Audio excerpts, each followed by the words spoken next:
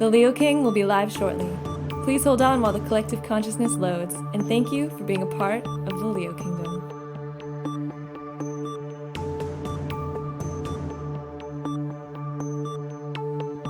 The Leo King will be live shortly.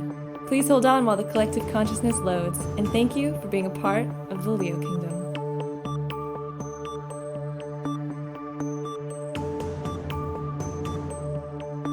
The Leo King will be live shortly. Please hold on while the collective consciousness loads, and thank you for being a part of the Leo Kingdom.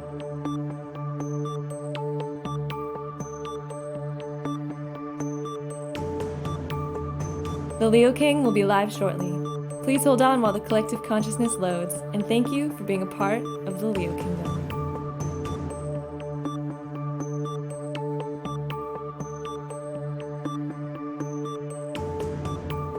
The Leo King will be live shortly. Please hold on while the collective consciousness loads, and thank you for being a part of the Leo Kingdom.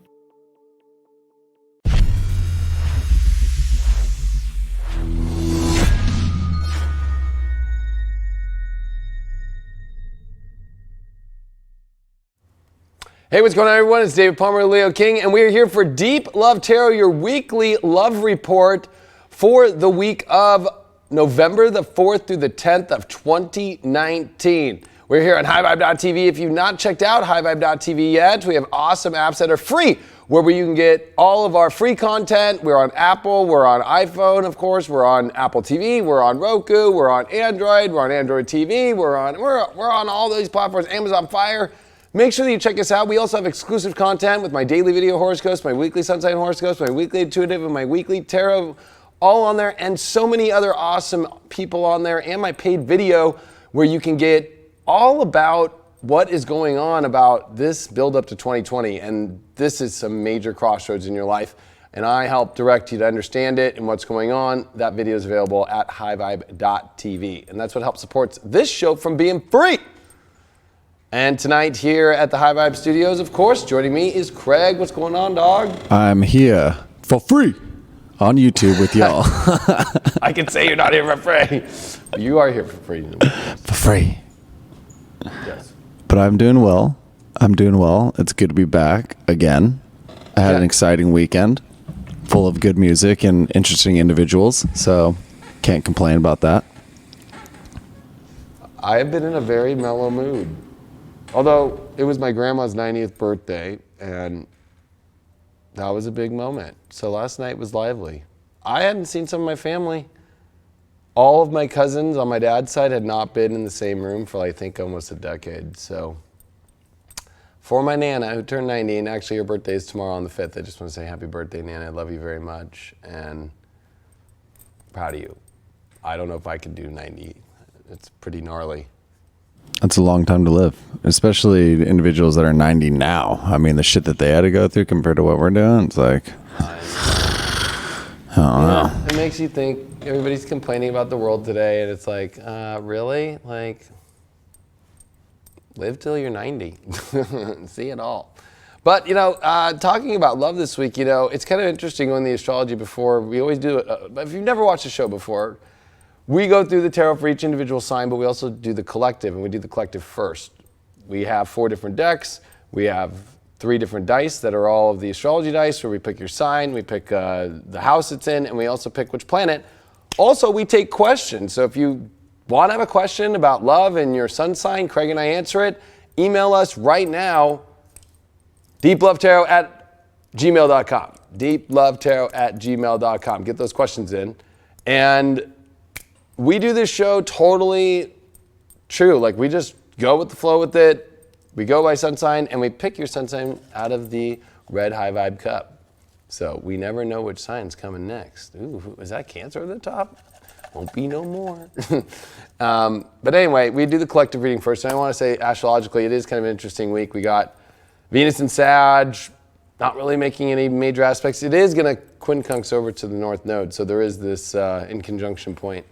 There is something to say about relationships and kind of what's in alignment with your emotional destiny.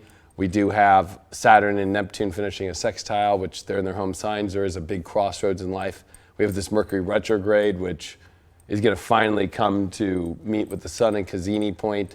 and the conjunction, and it's going to be a pretty interesting week of some big alignments with Sun, Neptune, Sun, Saturn.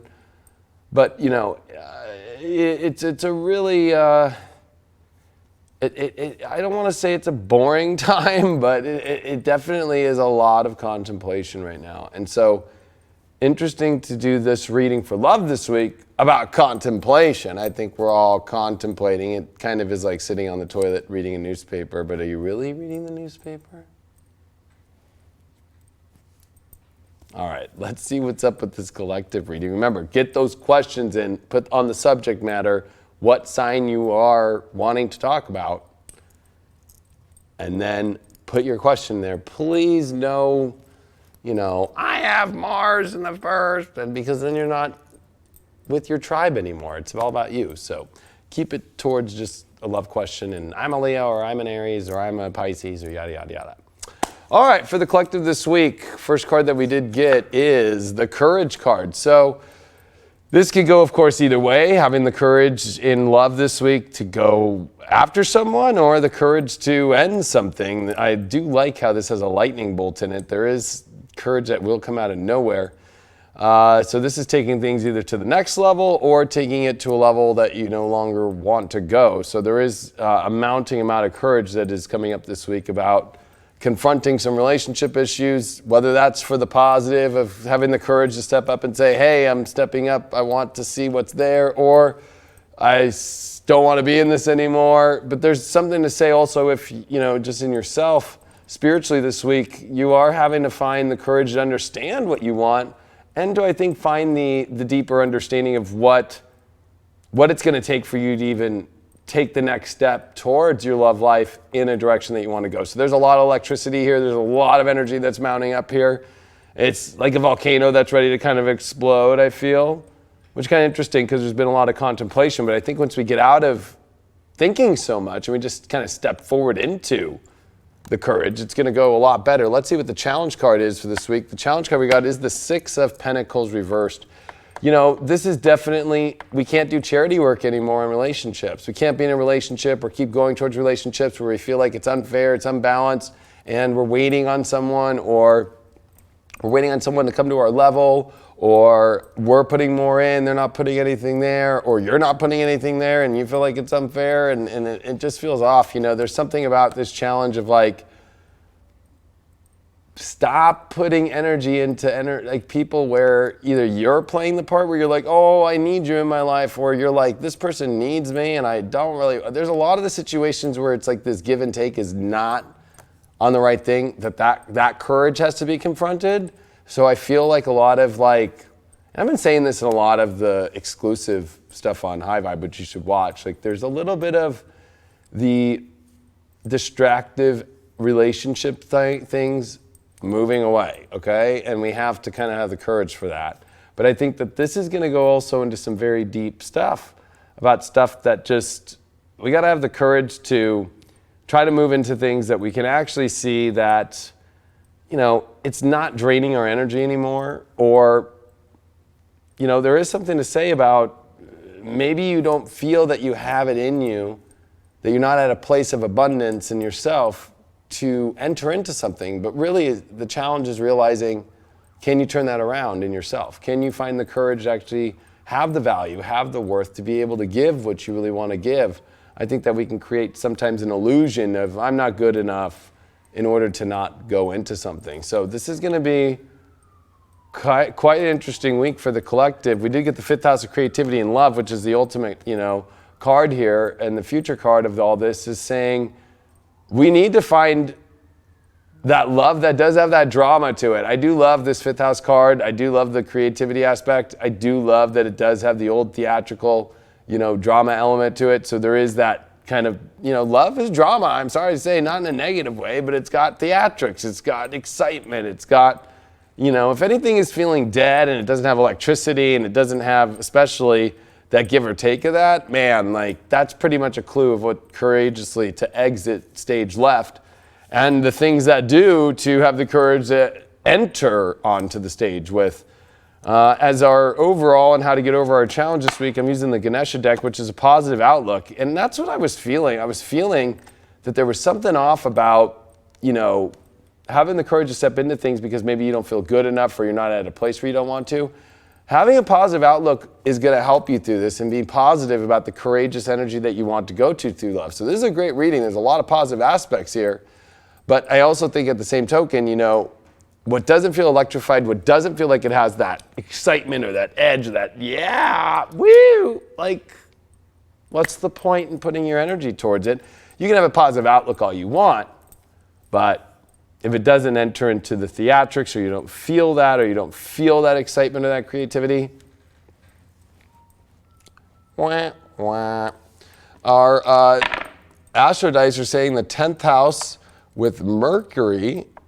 So we need to think about our long-term plans in Pisces. We need to think about the imagination and truly the dream that we really want to have come to reality. But we also have to communicate the dreams that we want and the plan that we want. So there's a lot of shyness around saying exactly what we want. I'm feeling that with the courage too. Like there's a lot of hidden stuff of what we really want. We have to get to the bottom of what do you want? What do people want in relationships this week? Where are you at? Where's your plans? Where's your goals? These need to come out. And I think Mercury Pisces can sometimes, because it is at its fall position there, be like, we can just wait and see forever. Or just keep thinking everything will just go as to plan somehow.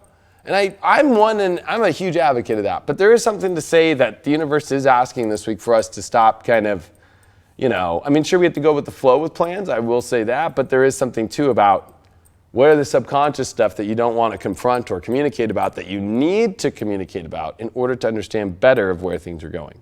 So that'll be quite an interesting week, to say the least. To say the least.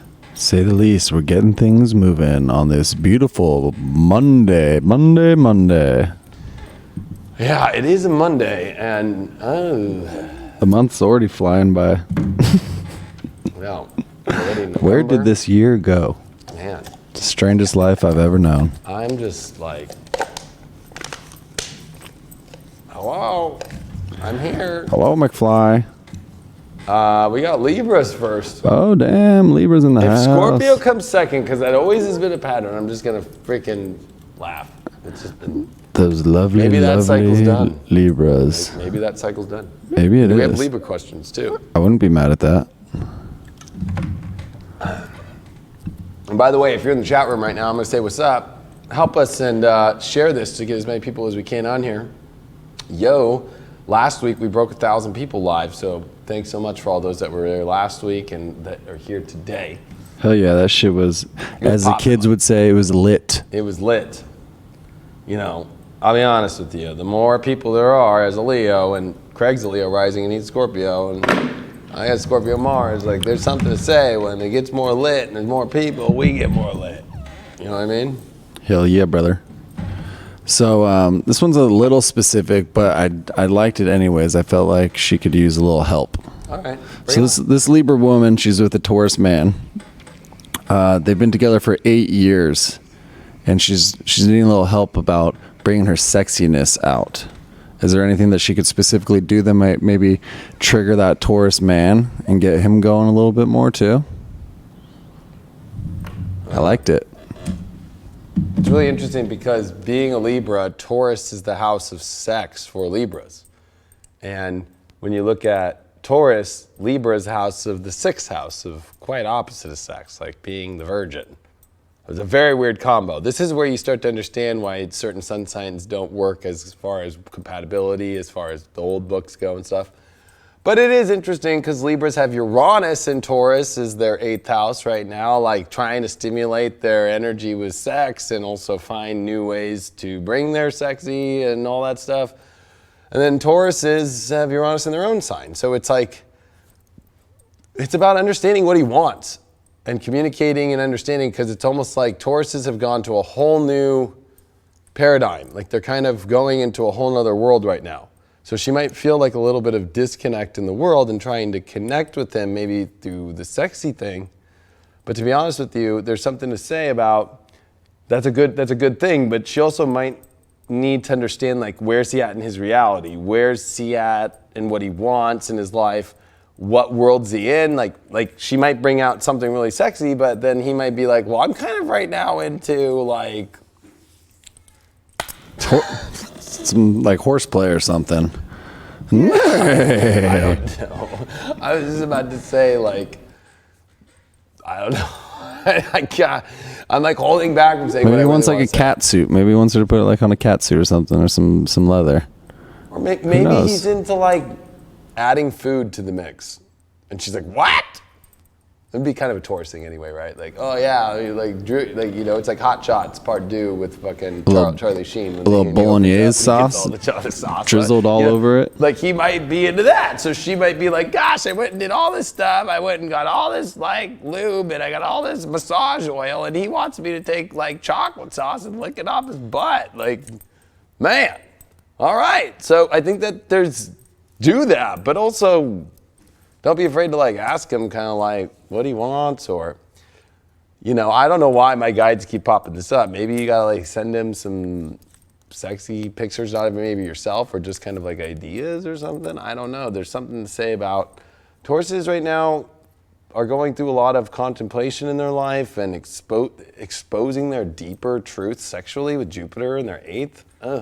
Like they kind of need the pull though towards the right place. They think they know, but maybe they need the pull. So it's a give or take. It's like ask and then be like, hey, I have an idea, and then kind of take him down that road and then see what if that road works for him, and then maybe throw in a little of what he wants, like maybe a little chocolate sauce if that's what he really wanted. You know what I mean? But like not the whole thinking about that. Like, Morningstar in the chat just said, "Oh shit, whipped cream titties."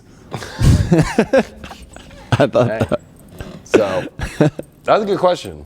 I don't think it's a bad like question at all. Yeah, we usually don't like him super direct, but I mean that was at least, you know, helping out. You know, it wasn't just like a straight compatibility, like, oh, am I compatible with this fucking Libra? That one wasn't bad. So the Taurus has got the veiled card. See, they're not revealing everything this week, Taurus. What the hell? You're kind of sitting back with what you really want to say or what you really want to show yourself with.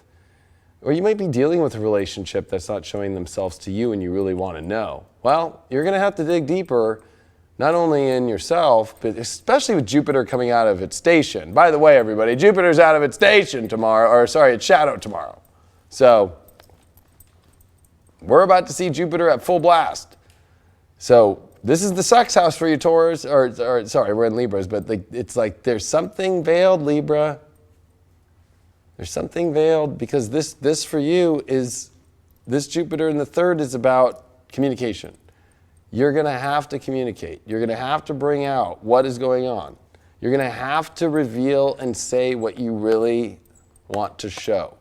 Or you're in a lot of situations where you feel like, oh, I can't right now. I'm dealing with this, so I need to kind of veil myself back. No, it's like, the challenge that I'm getting here is Ace of Rods. Yeah, it's like you could have an amazing connection right now, or amazing love, or restart your relationship in a great way, but you're hiding from it, or you're hiding behind something.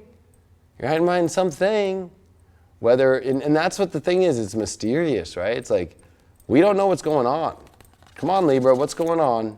What's going on in that mind, There's Libra? something. Whenever I pulled the veiled card, it's always like there's like a, I'm not all the way in. So Libra, you're feeling not all the way in about something. Just the tip, Libra. Just the tip. Just trust me. Just the tip. But that's the whole thing is there's a lot of positive that's coming out here, but you gotta get out of the shadows. And maybe you're dealing with your own shadow shit, you know?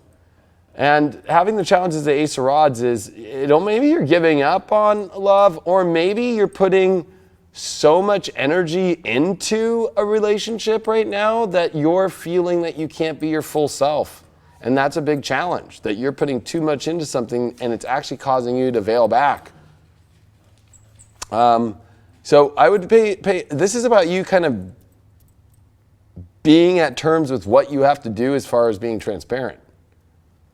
And maybe that's difficult. I know that's difficult for Libras to do.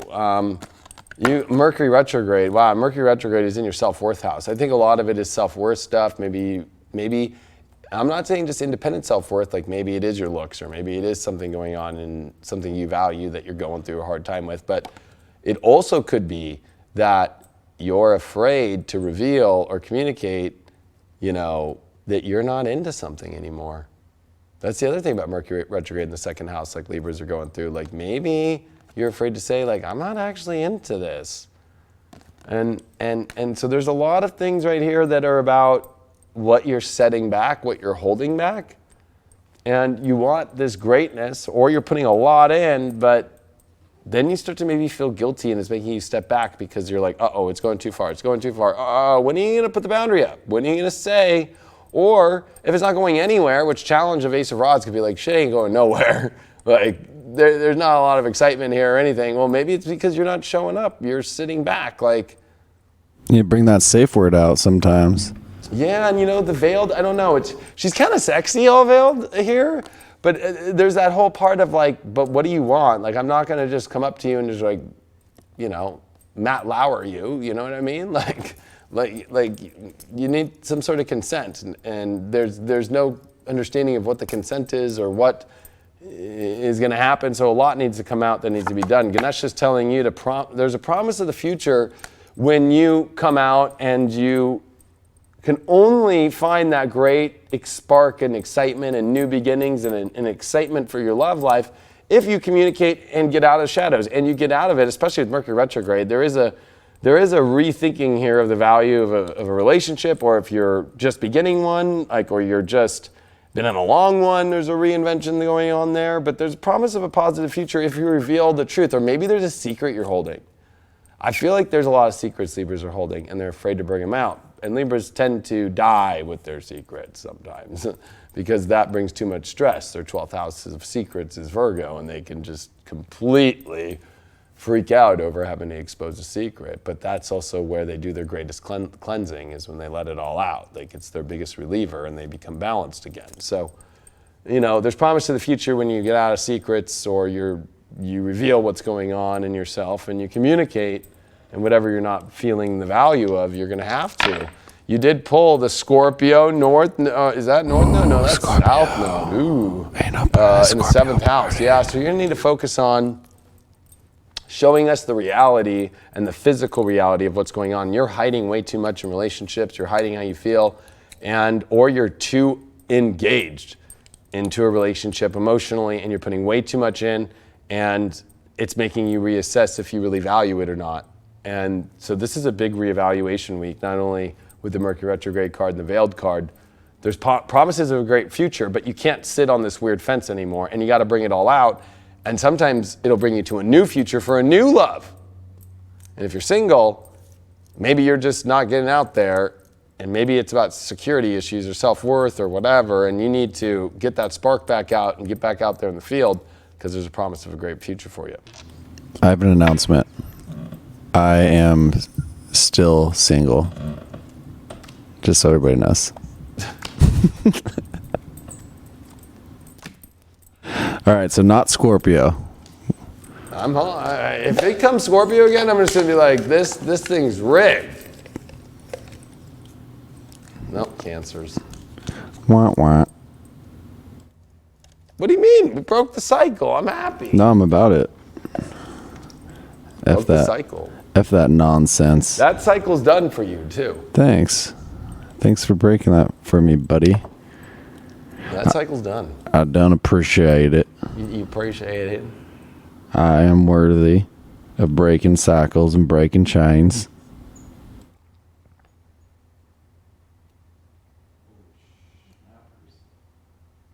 There are a lot of Scorpio questions? Well, we're on Cancer. Oh, Cancer questions? But See, I'm already used to... By the way, it's Mercury retrograde, and it's exactly square my fucking Mercury at 26 Leo and my rising at 26 Leo. So this is the worst Mercury retrograde that could hit me. My Mercury is being squared exactly by Mercury retrograde. So I am not going to... I already was thinking I was on Taurus when we were on Libra. And there I was thinking we're on Scorpio, and we're on, what, Cancer? So you're going to all have to bear with me on this one today. oh, I just got to hold on tight. All right, so what's up? What's up? Is there something with Cancers and missing love connections? Let's see. This individual has been attracting people that come on extremely strong then flake out? Or am I interested in those that just lose interest before we connect? I don't know, blah, blah, blah, blah, blah. Anyways, what's popping with Cancers with love? Is there something that's kind of like deflecting individuals that are trying to come into their life? Or is it just those people by themselves are just fucking up their love life? Is it the universe or the individual that's fucking their shit up? Is it you or the world? I don't know if this is about fucking shit up, but this is about Jupiter comes out of shadow Tuesday. This is 6th house. Your reality is not matching the reality of the love life you want with the Sun and Mercury retrograde in Scorpio of your love life. So your reality doesn't match the love life stuff.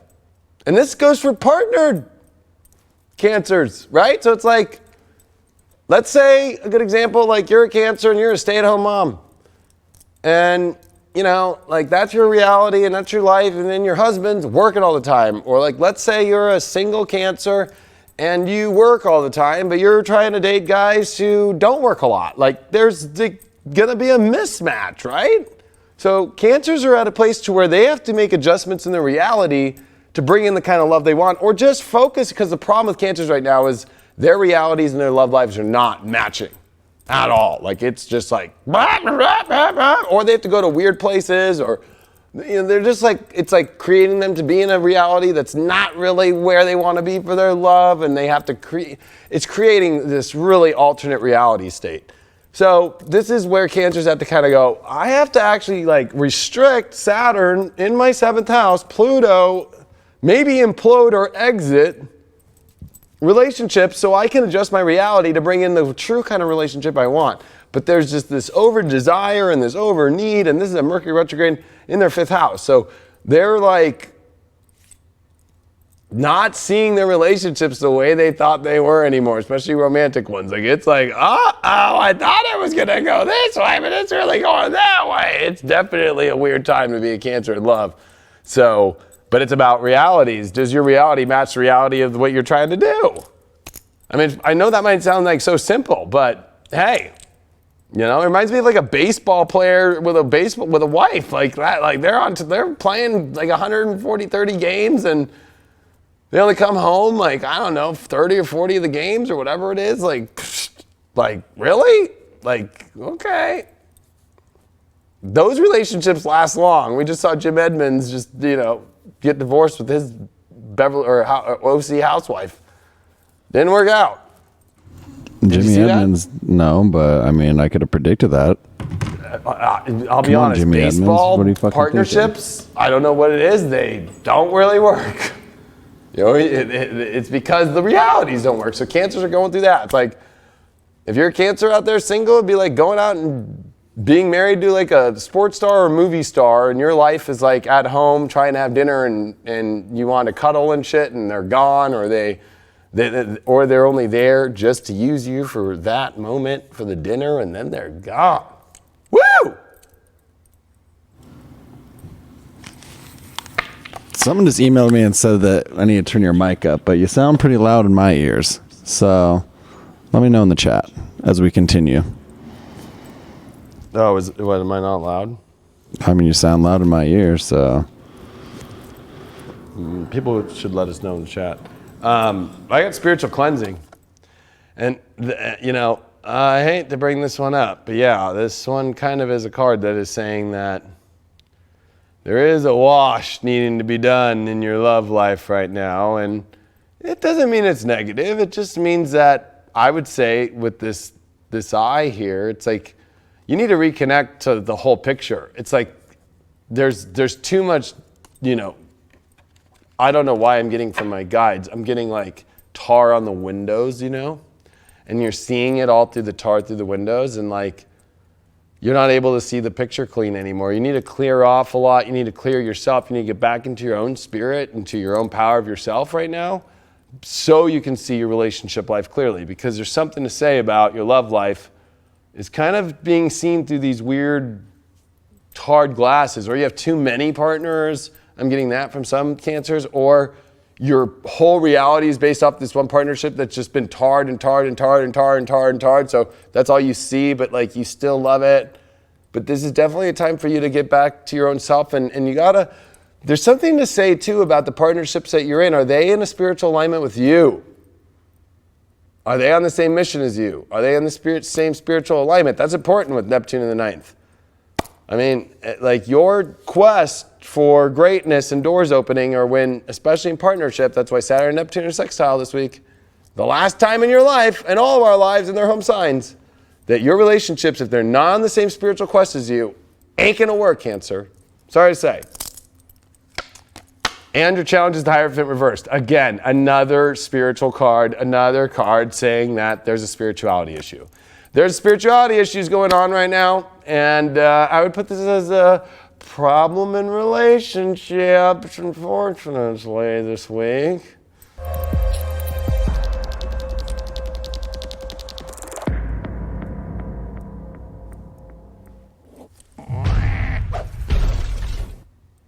You know?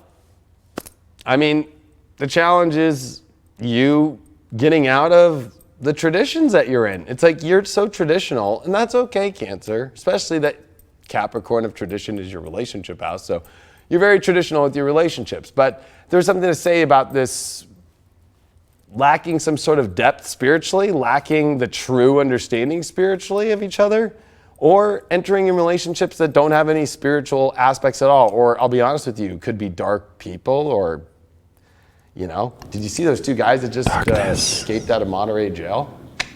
No. Look at those two guys. Maybe they're looking for a home right now. Yeah, right. Would you take them in? No, but you know what? There's people out there, Cancer, that you might just be, you know, getting into or still connecting, or you're in somebody that you love, but the spiritual connection's not the same, or it's pulling you away from your spirit.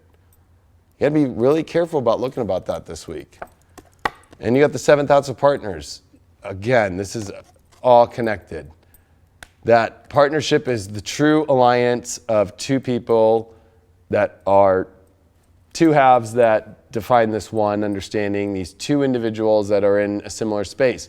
And with the spiritual cleansing and the Hierophant reversed, I mean, Hierophant reversed is a very untraditional relationship. It doesn't make sense. It doesn't make sense. There's relationships that don't make sense, Cancer. That's what you're dealing with. Relationships that don't make sense. Like, it just is not spiritually right. There's also some sort of, and I keep getting it, some sort of dark or like crime or energy that's not of the highest good, and that could even be like somebody who looks so perfect, yet underneath, like, they're not spiritually there, or they don't really encourage you with your spirituality, or they don't pray with you, or they don't really put in the deeper spiritual work. And that's a deeper crime sometimes than crimes, especially if you're watching this show and you're spiritual. Come on. And you got prosperity. So prosperity comes when you get out of these weird, untraditional things, or these traditional things that are flipped upside down and not actually. This is where the fogginess is the fogginess is the traditions are not the traditions that hold the spiritual integrity of what you need in your life. And prosperity only will come when you redirect and shift into that place. And once you shift into that place, prosperity arrives. And you got the first house, you got to focus on you. And we got Capricorn. Oh my gosh, you got to focus on your own goals in life with the sun, your own soul's journey and your own soul's plan and where you're going in your soul's life. This is where you got to go. Like, you got to focus on your own needs and where you want to go right now. And you got to also focus on your own career. You got to focus on your own ambitions. And you got to see if things align up into this place in love. If it does not align in those places, I'm sorry to say, it ain't going to work. Or it's not working anymore. Or if you're single and you're trying to date somebody that's totally in a different idea, field, goals, all that, it's just going to really not go the way that you want to this week. Oh, the story of my life. Just kidding. Well, there's 7.5 billion people now. I think. How many people are born today? How many people? I mean, there's a lot. The fish in the sea keep getting bigger. More fish in the sea. The hatchery just keeps getting.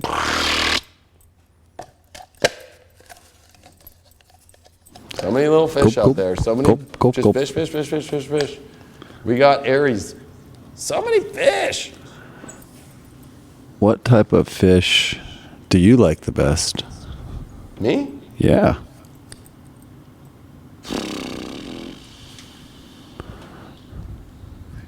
Tuna fish?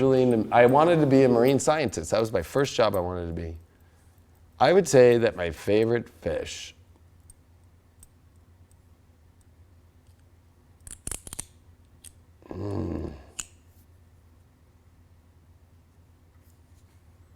Well, I mean, if we're going into fish, can we go into mammal fish too? Like, because they're not fish, they're mammals. No. I mean, I really love the great white shark, so. Yeah, man, that's a fish. I mean, it's not a fish, but it's a shark. What do you mean? Yeah. Still So swims. And it's not a mammal, so yeah, I would go with great white shark. Great white sharks are pretty cool. I'll go with octopus. That's my favorite Why? fish. You get all tentacle and just surround everything. They're the best. Like, They are the best. They can like fit through holes like that big. There's like, and they change colors. They came from like a space rock. wrap around. That's what they say. They came from space. They're actually aliens. Have you ever seen the teeth on an octopus and how they I have. underneath? I had some calamari on Friday that was fucking delicious. I mean, I don't mind calamari, but it just tastes like rubber shit. It You gotta was dip it, it's good. gotta be The breaded. marinara. I'm like, what's the difference between that and some rubber that's just, I mean, I'll eat it, but I'm always like, I don't really taste calamari. I taste it. I taste it with my tongue. So this Aries, she needs some advice on how she can take charge in her love life. Just very generic for Aries out there. What would be the key? How do I take charge of my love life? How do I take charge? You gotta be more vulnerable, Aries, with all this 8th house, and you gotta stop putting all the blocks up and all the walls, and you gotta get out of your own little world, and you gotta open up more with Jupiter in the 9th now. You gotta be more open. You gotta open some doors. You gotta experience. You gotta get out of your own little house, North Node in the 4th. It's not so much about taking charge. It's much more about like allowing yourself to even be in like love too, instead of and getting out of the deeper emotional shit and, you know, having all these walls up, Aries, like too many walls. No more walls. You gotta tear down some walls because there's so many like security padlocks. Like, how do I get into an Aries? Oh, that's just opening that one door. Now I got to go through this. Like, oh my gosh. Like, not even the UPS driver can get in there. Not even the milkman can get in there. And usually the milkman gives you a lot more than milk, you know, or that kind of milk at least. We got the air element, so this is definitely a time for you to change up things in your life. Change up the environment. Start to think about what you really want in your love life. And communication is going to be key. But I think, you know, airy, right? Like being a lot more open, being a lot more in excitement, being a lot more carefree. There's something about being more carefree this week, Aries, because I think that you've just put so much weight on your shoulders right now and you're kind of holding it all on your own and you're a little bit ready to implode. So I think it's a time to let out the air. You know what I mean? Like the tire's about to explode. There's a lot that's going on internally with you. And I think it's hard to process things unless you actually are willing to allow yourself to communicate them, speak it out, change your environment, connect with new people. All the air signs are dealing with the mind, you know, the environment, dealing with the surroundings that you're at, dealing with the people you're around, and then dealing with the kind of relationships that you communicate with. And I mean, this is a big time for you that you could really bring some lightness to your life. Your challenge is the justice reversed. Yeah, it's like, everybody's already preset guilty or non-guilty or yes or no. It's like your life is a living Tinder or Bumble or whatever. Like you have swiped left and right before even knowing who they are. Like it's like really intense. It's like not much time to even give people their fair share of what's going on. And this is the challenge, is that if you're going to be easygoing and you want to have some fun in your life and you want to have some love, or you want to repair some stuff if you're in a relationship right now, Aries, Are you being fair, or are you even showing up with as much as they're showing up with? There's something about you not showing up with as much as other people are showing up with. It's like you're being unjust, you know, or you're just being unfair, you know. It's kind of like, no, or it's like, you know, judging people. Because one thing about the justice reverse too is judging people. The other thing I will say, there's a lot of big things about weird stuff coming up about crime or whatever. Justice reverse too is a challenge. Is like if you're into illegal activities right now, not going to go well. Or if you're dealing with people around illegal activities, it's not going to be good. Sometimes, you know, Aries might want to find that edge and that intensity, and they want to be a little bad, so they try and find something that's a little naughty or bad. But hey, it's a real super freak. What? A real super freak. Yeah, you know, it's like, what's going on? Black Moon Lilith, mystery, yeah. At the end of the day, you need to engage more. Black Moon, you know, Lilith, she said, fuck you, I'm doing what I want. And there's a mystery behind that, and the mystery is how can somebody kind of go on their own merit, even she went against God's wishes, to prove like, because especially that God was kind of judging the woman in a weird way and judging her for being the first wife to Adam. Didn't work out too well. She went her own direction. There's something about you needing to engage more. I always say Lilith, wherever it is in your chart, is where you'll just go no matter what the rules say or anything, right? So it's kind of like, I always use this analogy, and it's funny because, and I'm not trying to connect the two because I didn't do this, but it'd be like being at like the funeral for like a grandparent or somebody that you know or something, and there you are doing lines of blow in the fucking bathroom, you know what I mean, at the funeral. Like, that's Lilith, okay? Like, you're like, I don't give a fuck what this mom thinks here, I don't give a fuck what these people think, I'm gonna do my line of blow in the fucking bathroom at the funeral.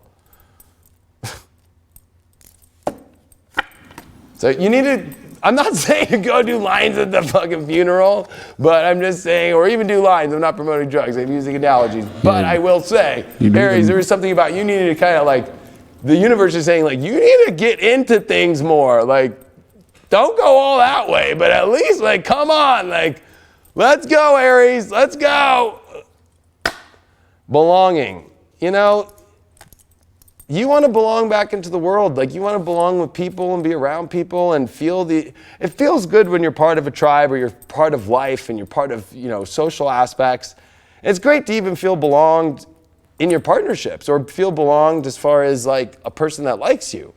But if you're not going to show up, you're going to put walls up, you're not going to make this a little bit more airy and a lot more easygoing and go for what you want more, even though there's the mystery, like who knows what's there. You can only find out by actually doing that. That's why I like Lilith, is she kind of was like, well, there's the mystery of what, will actually I be punished, or will I don't know, let's fucking see, you know what I mean? Like, let's fucking see. Like, there's something about like, let's fucking see this week. Let's see. You don't need to go do a funeral, don't need to be doing coke at the funeral, but you do need to kind of use that kind of understanding of like, I will do what I want to do. You want love? Go do what you need to do. You want to fix your relationship? Be honest with everything that you got going on. Because that challenge of that justice reverse is saying that, you know, you're not being fair to others. You're not giving people a fair share. You're not giving people the same back that they're putting in. You did get the North Node, interesting enough. Hold on, it moved there, but I did see it as North Node. And you got that in the 7th house. You do need to focus on relationships. And Virgo, so you need to focus on the changes in your reality that are going to allow a relationship in. And relationships will help you, you know. Sometimes, believe it or not, if you like someone and it starts clicking, starts going right, guess what? It's kind of like, oh, you do this and you do this at what time or whatever. Oh, I'll make that change. Bam. Bam. That's how fast it can come in. Just bam. You know what I mean? Like, bam, my life's changed. Whoa. So there's definitely something about some good things that are changing, but you got to allow some people in to help the change be understood, to make that reality shift. Change is becoming Aries. Good changes too, or, you know. Or you don't change They might and you're go, screwed. I will say with that Lilith, they might just fucking go like, ah! So then there's that whole other part where it's like, I haven't had anything and I'm coming into it. Ah! You know, it's like, whoa, whoa, woo. All right. Aries getting after it. Yeah, Geminis. Oh, the twins. Gemini. So there shouldn't be like a big issue then with divorce. I mean, since God like did the first divorce. What word did you just say? Divorce. Separation. Horse? Divorce. Lilith. Oh, what about divorce? There shouldn't be a big issue then because God already did the very first one with Adam and Lilith. Oh, right. Exactly. Yeah. I mean, what the fuck? Go into the whole thing. Like, actually, technically, it's Lilith wasn't good to Jupiter, and so Juno then becomes the wife of Jupiter. Oh, blah blah blah. But if you use you could also use it in the Adam and Eve story. Like, Eve was not the first. Like, no, she was not. You know, right? And then it's like set up for Adam to then go through Eve to then.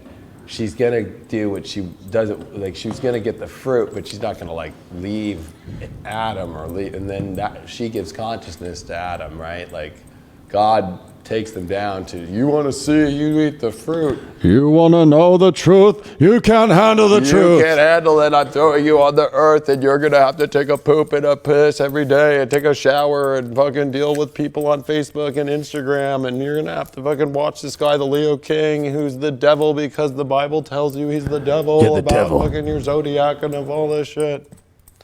And then You're you'll go to hell. And then you'll go to hell. We're all going to hell for all watching this.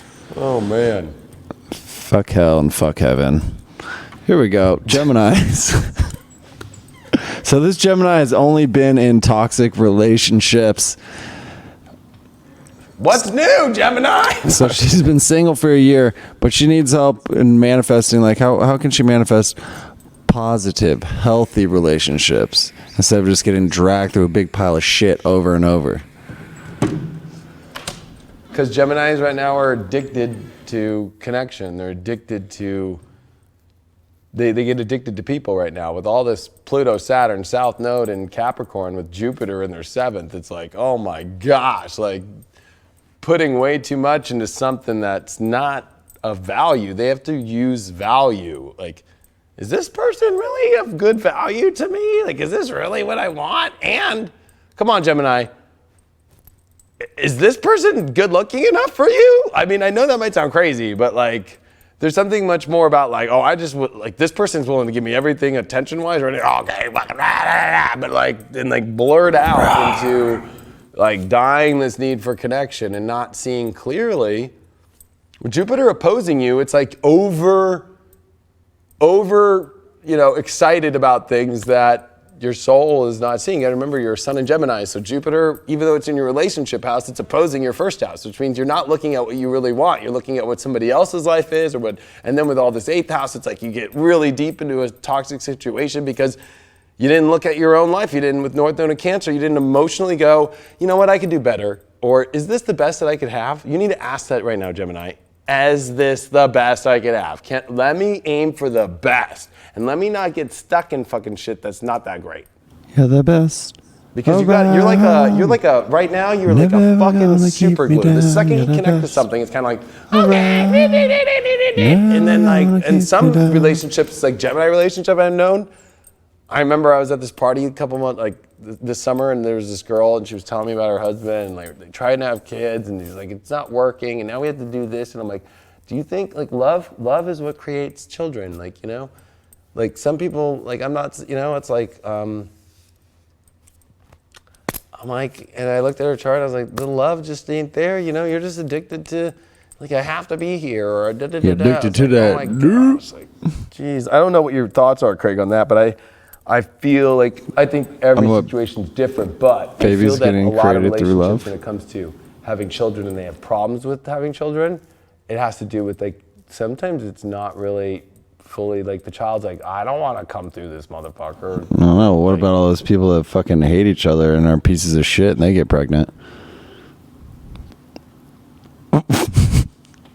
All right. So I didn't even have to say it. I mean, you know, but I've noticed, and, you know, I've had clients that have literally been like, you're that's so fucked up. Like, I'm like, trust me, my cousins came through the tubes, you know, or whatever. But what was that? Can you do that again? The tubes. The tubes. You know, in the lab, they inject the egg with sperm. But there's something to say about like, love, when the sex and the love is like, bah! Like that shit creates children, like, bah! It's just gotta be like, bam! And I remember this client, this is like a couple years ago, she was like, I even confronted her, I'm like, is the sex like, God damn it, yes, like, let's have a child. And then she was like, no. I'm like, okay, well, have fun in the lab.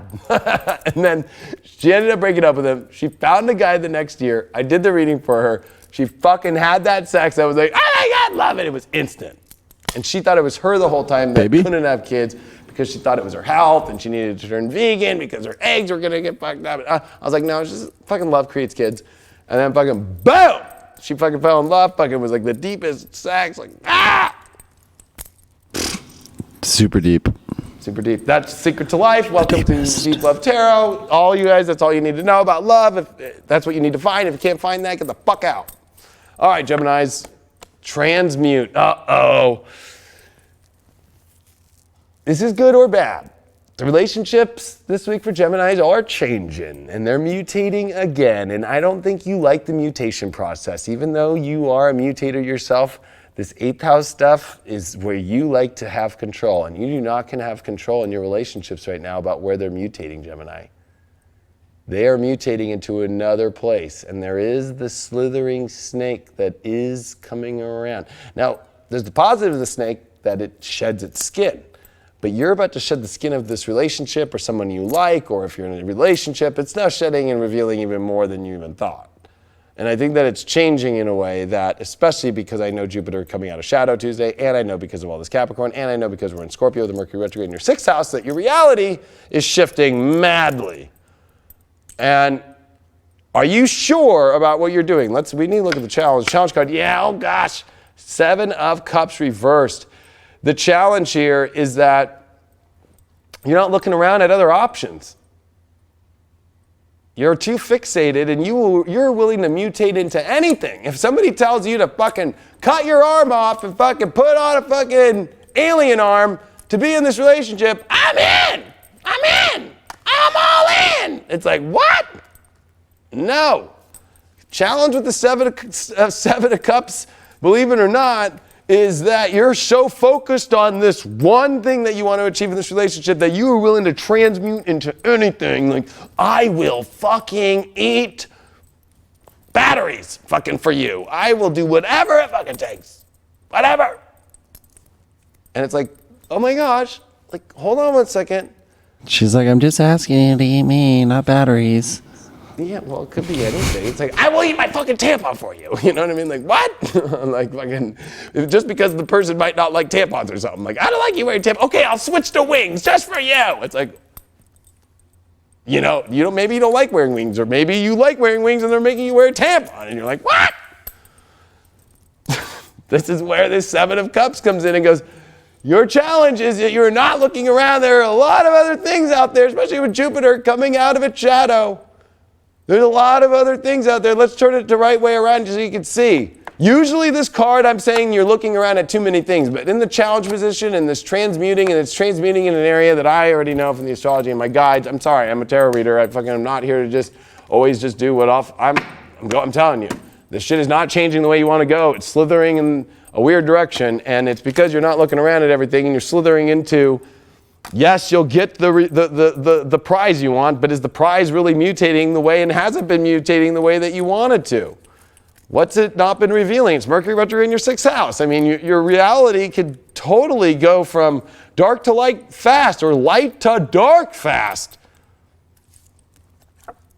Damn, 10th house, the world. Is this going to be your world? Is this the top of the top? Is this how high? Is this the highest up you want to go with this relationship? Have you reached the completion of this relationship? Are you thinking from long-term aspects? Are you challenging before you reach for the world to get what you want? Have you looked at all your options? Or are you just doubling down and I'm just going to, let me just slither into this, like, let's look at that, like, shit, oh yeah. I'm telling you, There's something going on here, Geminis. This is a big shift. You guys came for a big shift with relationships. Being Geminis with all this Saturn, Jupiter, and Neptune in their home signs, especially about your career, since Neptune this week and Saturn are on their last sextile and Saturn's in your 8th house. Like, are you committing to something that's taking you on a path that will last a lifetime that you do not want to be on? Or is that what you really want to be on? But you need to at least be willing to look at all the options before you make that choice this week. Do not start just straight lining everything right now. You need to open up and go, am I really going to go into this motherfucker? Like, how many stories? My guides are showing something a little cryptic, but it's to get Geminis on the right page. How many stories in the last 2 years have we seen on the news of like these husbands where they're like, the wife is missing? And then they go to the husband's house and he's like, I didn't do it. I don't know where she went. She was supposed to be wherever, blah, blah, blah, blah. And 2 weeks go by and the motherfucker fucking did it. You know what I mean? And he looked like the normal guy and everything was good. So you gotta only trust the weirdos. That was cryptic. We're in Scorpio. I'm gonna scare the fuck out of you. No, I'm just kidding. Concentration. Hello, concentrate on all of your options. You need to concentrate, because if you fucking are just Geminiing this and dancing around right now like, yay! And you're not looking around and you're not looking at everything, I'm sorry to say, man, woo! Ay, ay, ay. Gemini. Step it up. We got Gemini, literally, look at that. We got fucking Gemini that popped right up. In the 6th house, you're doing this Mercury retrograde in the 6th, and you got the sun here. You need to think about the reality you're getting into, and you need to make sure that you know the changes, you know the reality, you know that the reality is clean, and it's pure, and it's the one that you want, and it fits in the reality that you want to be. Gemini, you can morph into anybody right now. Like, are you really going to go morph into the person that you want to be with, or try to, or everything? Are you looking at all your options? Are you really going to go wear that suit, you know what I mean, of that person? Yeah, no square peg, round holes, Gemini. No, they're a little kinky about that, you know. They like the control. Can't just jam it in there. They have 8th house doesn't fit, Capricorn. it doesn't fit. But that's what's kind of weird about Geminis, you know. They have 8th house Capricorn. Like, their kinkiness, believe it or not, like, they like to almost like prove they're kinky, opposed to actually sometimes be kinky. They're not the kinkiest of all the signs, believe it or not. I know a bunch of Geminis just went, oh, don't call me out. Just raining on their parade. I'm just, you know what, I'm here at Scorpio, I'm speaking truth. I got nothing to fucking hide. I'm just doing my job. Just doing my job. I'm just pulling from the cup, pulling my cards. I already got accused of last night, but she did apologize, so I just want to let everyone know that I am doing tarot just to jump on the bandwagon after showing on my Instagram feed obviously stories that I've been doing daily tarot for over 5 fucking years, every day, and weekly tarot every freaking week for over 5 years. Taurus. Le Taurus. I was upset. I don't know if you read my comment. I'm like, if you want, I can Dropbox you over 3,000 videos. I saw you were getting like, teary-eyed. You want me to Dropbox you 3,000 videos of me doing tarot? I was like, don't cry. Yeah. It's Sunday. It's God's day. I waited till Monday morning. It was like midnight. It was like 12:30 at night. And I'm like, I fucking went on a rant. And then I did a screen recording. If you guys have not watched it, it's kind of creepy. Or it's kind of funny. It's on my Instagram. We got some peeps in here. Taurus is next. Where's all the bulls at? Where's the bulls at? Who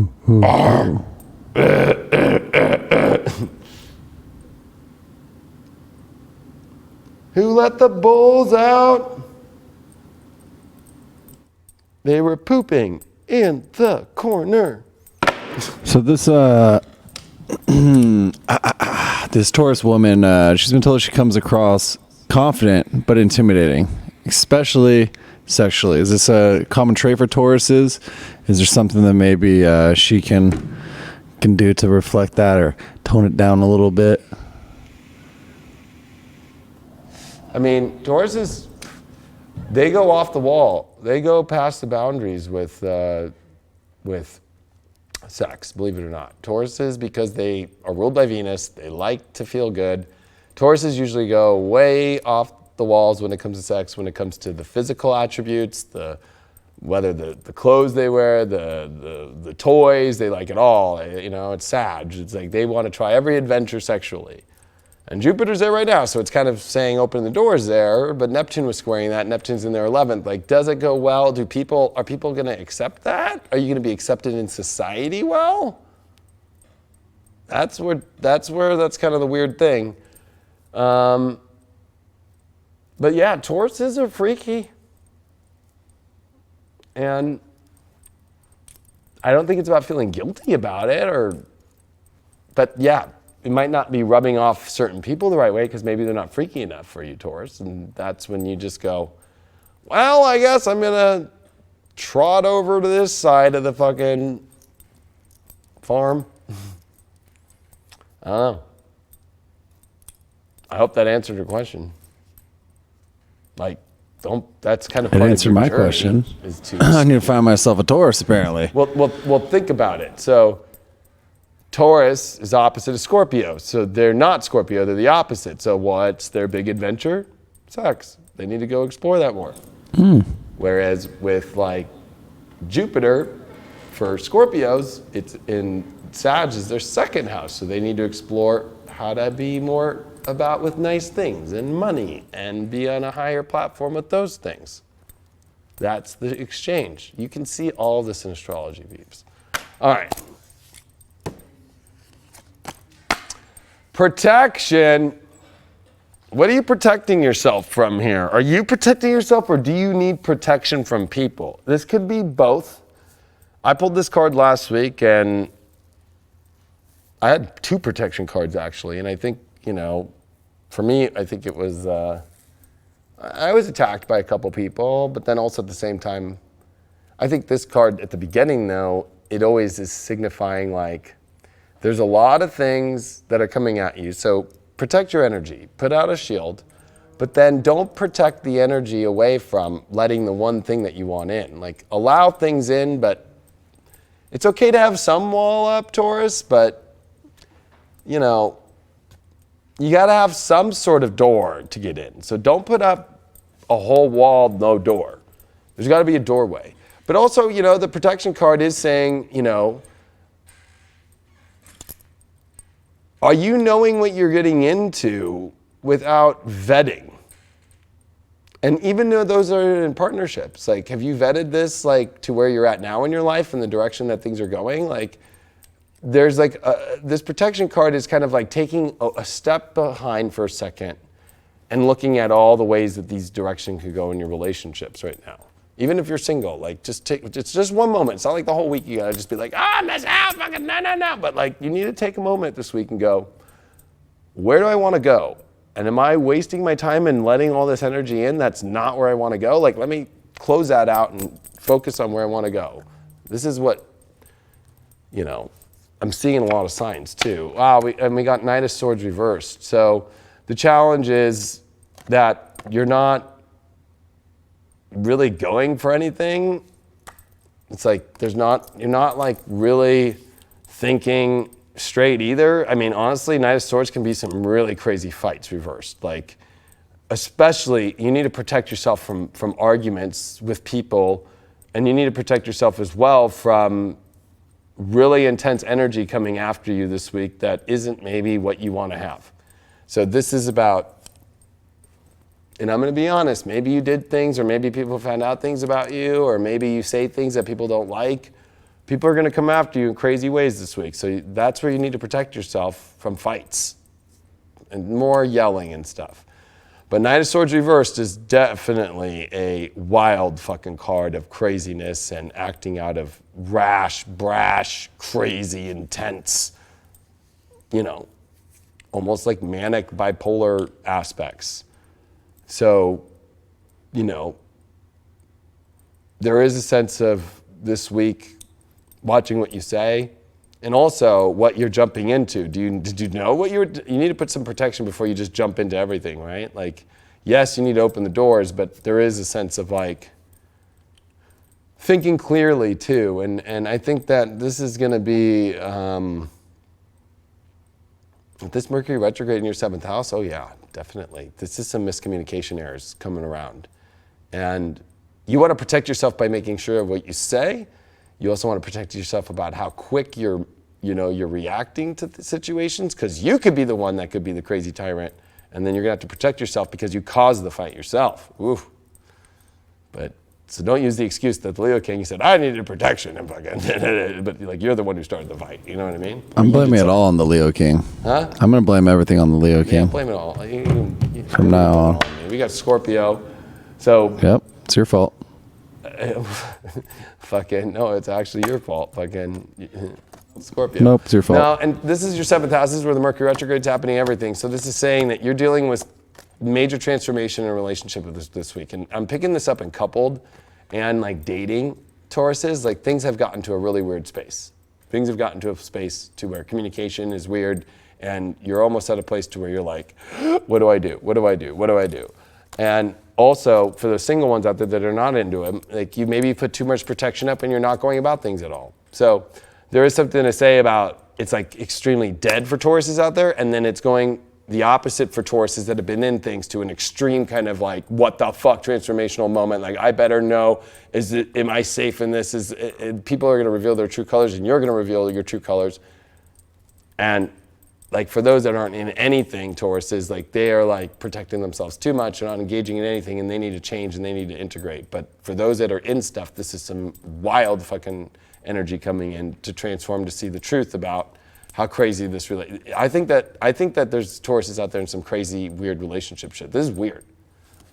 Like Ganesha pulled the guidance. You need spiritual guidance from elders, guides, astrologers, tarot readers. You need to get like a reading about this. You need to really be clear. You need to get guidance from God first, and you need to pray, and you need to, you need to get some guidance within your deeper self from the higher realms, because you're playing with some really weird energy this week. I'm going to pull another Rider-Waite to get more clearance on this Knight of Swords reversed. You pulled the Strength card. So you need to tame the beast, or you might be taming a beast, but inside of yourself, the ultimate strength is taking the wild beast within and taming it and finding a better way with it.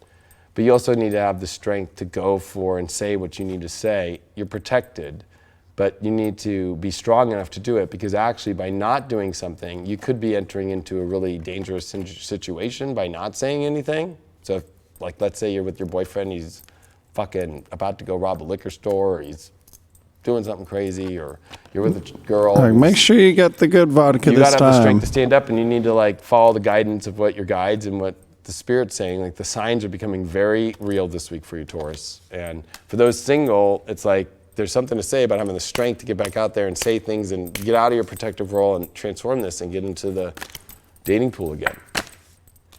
And you got Pluto with Taurus in the second. Yeah, there's an implosion. There's a total transformation happening about your values and relationships, and about assessing what can be built and what has the power to and what doesn't. Like this is going to show you if it's fully there or not. This is like where you also need to look at, is it of the value that actually is what you want in your life? Like, is this really what you want? Is this the best that you could have? There's been a lot of that going around lately, especially with this Uranus that opposed the new moon cycle we're still in, right? So this is a crazy time, and you're a Taurus, and this was a new moon in opposition to you about relationships with the Mercury retrograde, and this is with second house energy, like with Pluto, like, is this really fucking good? Like, I know some Tauruses are gonna be shook the fuck up this week.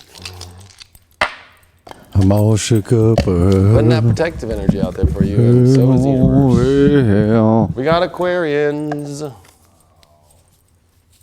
What? You don't like Aquarians? Oh, what? Aquarians. Huh? That's it. Just fucking Craig's just like, I'm fucking out, and I want my own shit. No. What do you want? Like, you want me to pull a card for you? No. Maybe. Maybe not. You do. I don't. I put on my scarf, though. I'm feeling fancy. I got my scarf on now. It also acts as a shawl as well. It's multi-purposed. So now you know. I like the shawl. The shawl. Shawl. Shawl. Shaw. Shawl. Shaw. Shawl, y'all. Shaw. The L's silent. Shaw. Shaw. Shama. Shama lama ding dong. Shamalama ding dong. What's that from? That's from Greece? yeah. I guess they just sold Sandra Dee's leathers and her jackets for almost $500,000 going to the Cancer Foundation over there in Australia. That's it? $500,000 for some fucking leather pants and a jacket? That's it? I mean, I don't know. You'd pay more? No. But anybody throwing money on that shit, it's like, I don't know. Sometimes if you throw more money, it's worth more shit. Right? It's for donation. We don't have any Aquarius questions. Losers. Did you just say losers? I didn't have any questions. There's no Aquarians? I just stumbled upon one. They're just very vanilla.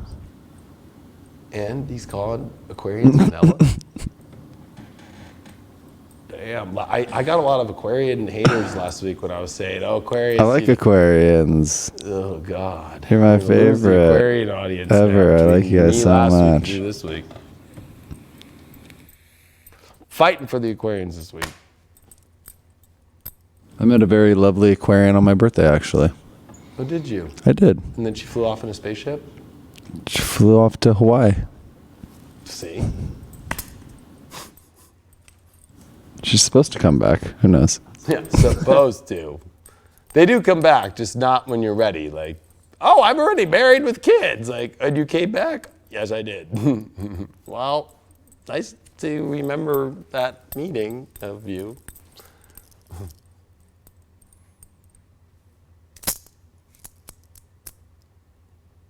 What's the question? All right, I'm just going to read it since you want it. For an Aquarius who is doing the work and on mission, which seems to be all-consuming, when it's an alignment for the divine counterpart to enter who can not only help an Aquarian to open up and commit to love, but also support the Aquarian to continue on her mission, as opposed to distracting from it. I hope it's not too personal, just an Aquarian needing some choice, but not... yeah.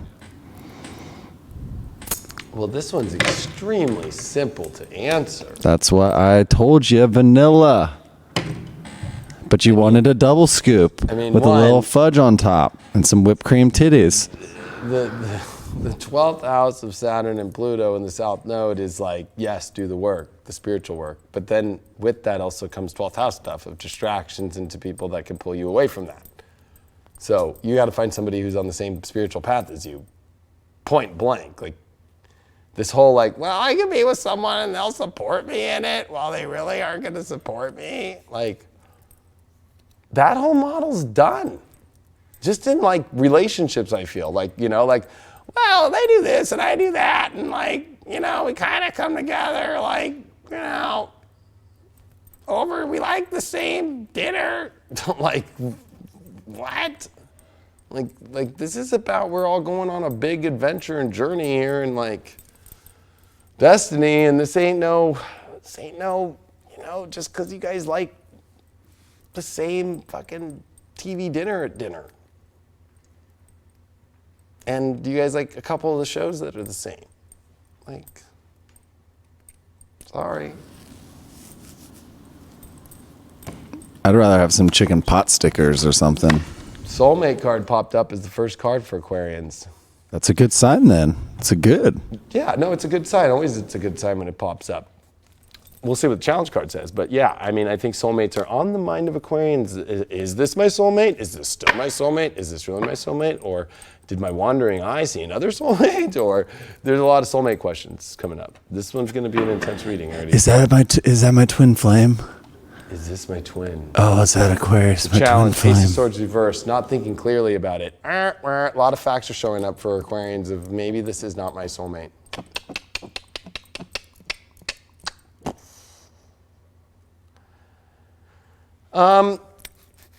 One, I think this is a challenge because it's just saying that there are facts that are showing that from what you were so confident in, they're not confident. You're not confident anymore. You're not confident anymore in what you had thought was this. Or, you know, one thing about an Ace of Swords, aces are always completion cards to new energies, right? Completion to begin something new. But what the challenge is, you might be still stuck in a rut with a soulmate situation, even if they're over, or you're still stuck on something that's not showing up the way that you want to, and it's maybe over, but you haven't let go yet. This could be a big week for you of letting go.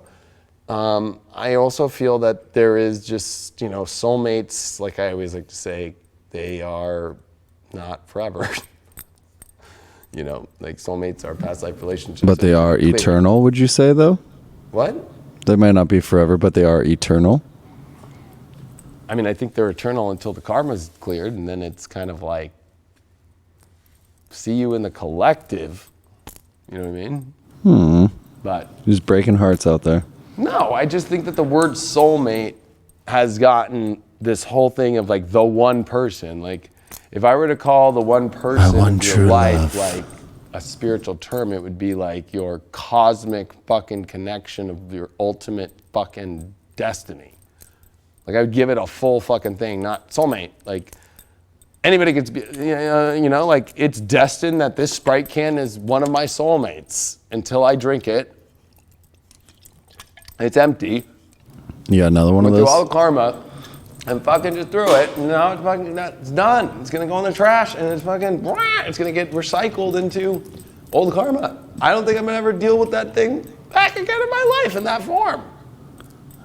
Are you going to pull out another soulmate from your bag? Soulmates, throwing Sprite cans, soulmates, like the real deal is not a soulmate. Like, soulmates open you up, they activate you. That's what the guides want you to know.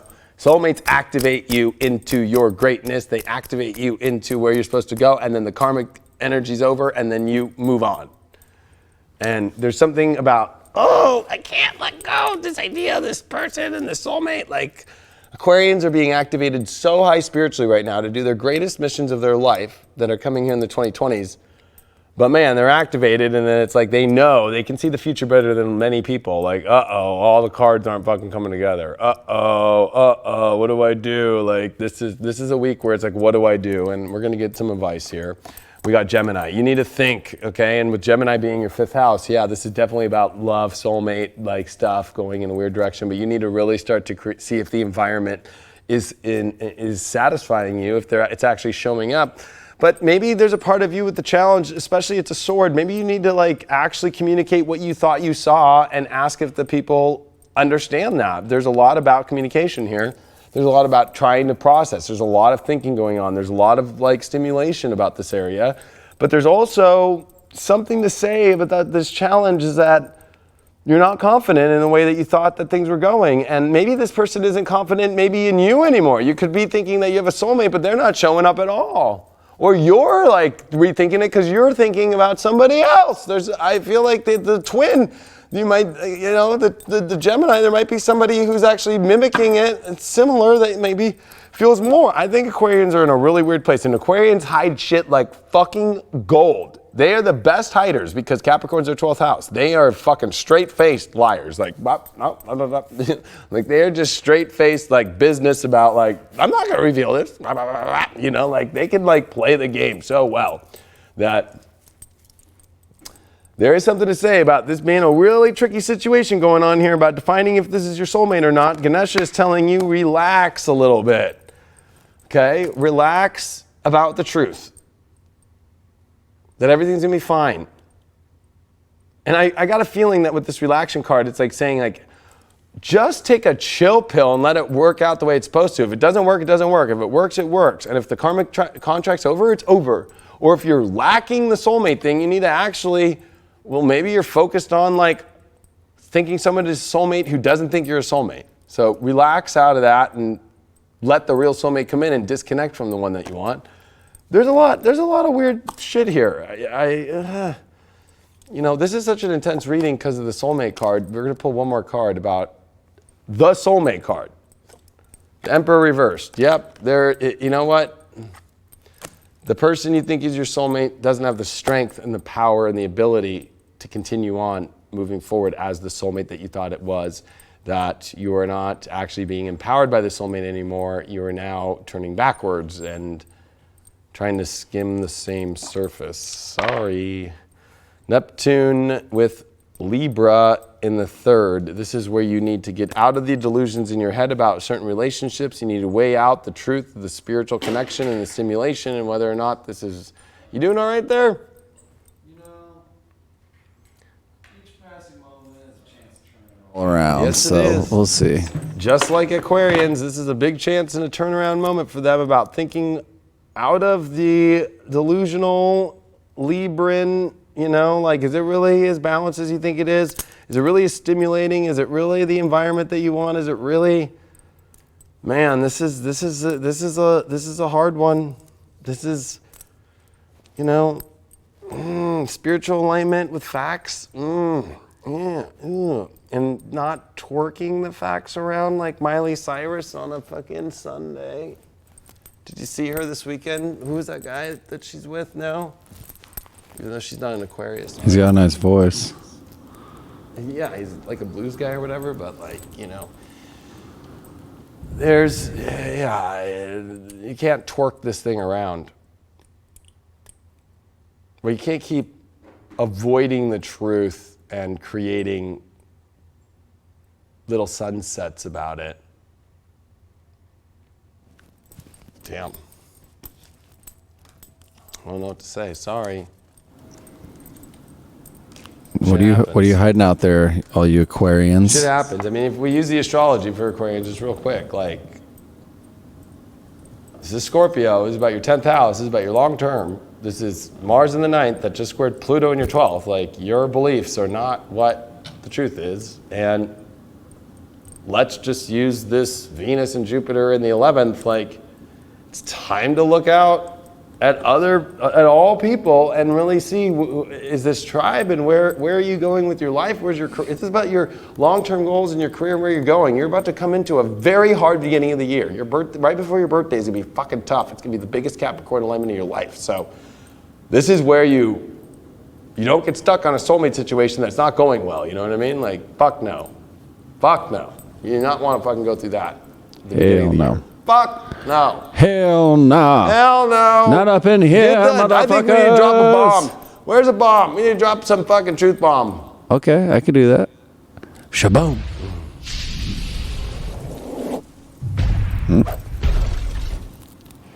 Shaboom, shaboom. All right. La la la la la la la la la la la. We got Pisces. Of course we do. The fish. But of course we do. The fish. The Pisces are the swimming Arr. octopus. Limpet. Ladyfish. We got a bunch of calamari. Where's that little ladyfish at? I wish I were a fish. Nobody remembers the incredible. Do you like fish Mr. sticks? Limpet. Like the last person who watches the incredible Mr. Limpet.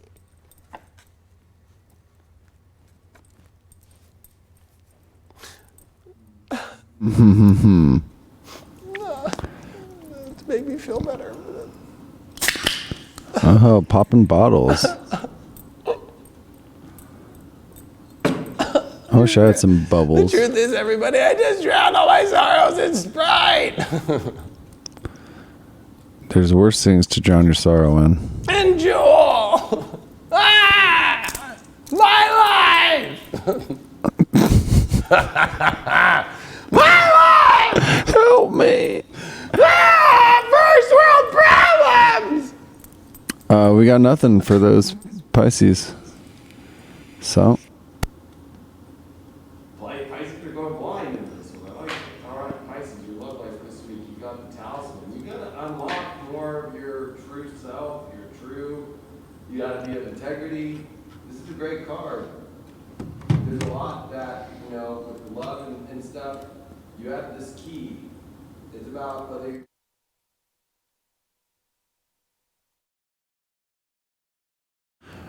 Hold on momentarily, everybody.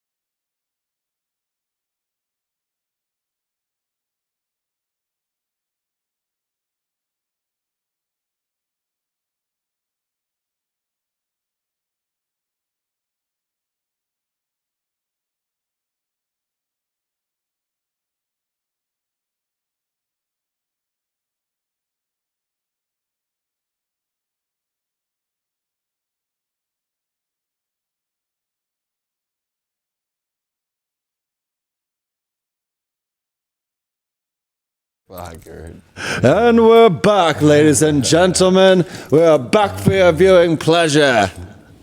And we are dealing with the talisman for the Pisces right now. This is a big key to unlock, but a talisman is like the doorway. It's like, in the Matrix, the one that, the key, what was his name? He was the key maker.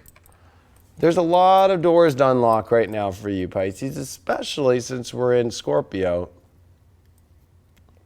How much are you going to open in your love life this week? How much are you going to show up with what you really want to reveal? But there is a regal element to this card. I like the talisman.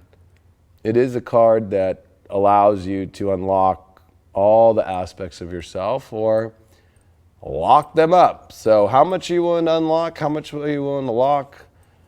This is really a big question about if you're ready to open the door fully or close the door in relationships, and how much are you willing to unlock in your own private quarters. It is Mars that is happening in your 8th house. And with Venus in Sag, your 10th house. This is about thinking about long-term and your passions and the changes that you got to make for your long-term goals. Are you really to change the locks, literally, your life? Your challenge about this is the Magician card. So the challenge is that is your relationship that you're in right now truly aligned with being the magic that it is? Well, the reversal here, the Magician, is there's definitely some parts of the relationship, or you're not, or they're not connected fully into the full spiritual path fully, or trying to live a life that's not in alignment with spirit fully. So this is like where you have to change and you have to really go, hey, this is a time in my life where I can make changes, I can open doors, or I can close doors to things that are not in alignment with my ultimate Magician. Now, you are the Magician as a Pisces, but with it reversed, it's saying, especially for you, like, are you in a relationship with somebody who's even spiritual? If they're not spiritual, if they're not in your same path, then that shit ain't gonna fucking work. 2, are you living in your full spiritual self? Are these doors that you're gonna have to close because, or lock away? You know what I mean? Like, and throw away the key. There's something to say about, like, the key to success right now in your relationship is stepping into the magical powers that you are fully. There is something to say about also letting go of things that are not on the true spiritual magic's path. You know, a Magician reversed is somebody who thinks they're on the path, but actually they're not, because they're not conducting the magic. They're not connected fully.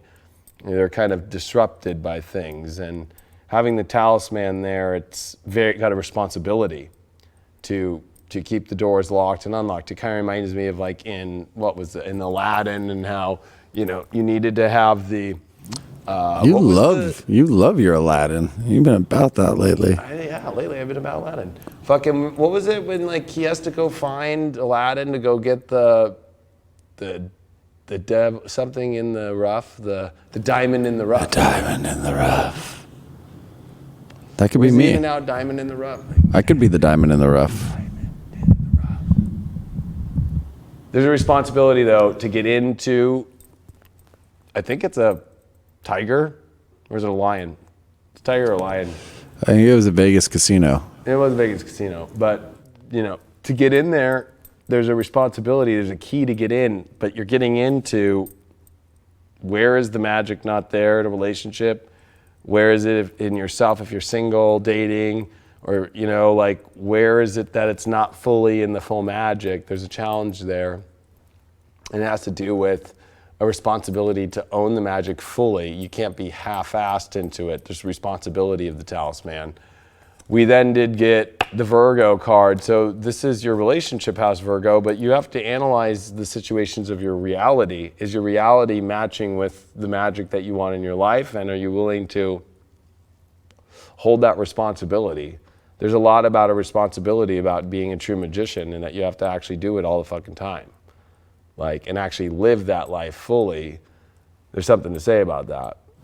It was a cave. Something also to say about this being like, is this really, since Virgo is your 7th house, like, is your reality mixing with the partners that you want or that you're in with the reality that you're at to be at the ultimate magician that you could be? But with the challenge, it's not, because if people are coming from 2 different realities and trying to make magic, a magician can't make magic without another magician that's fully in their magician energy and is actually doing it fully.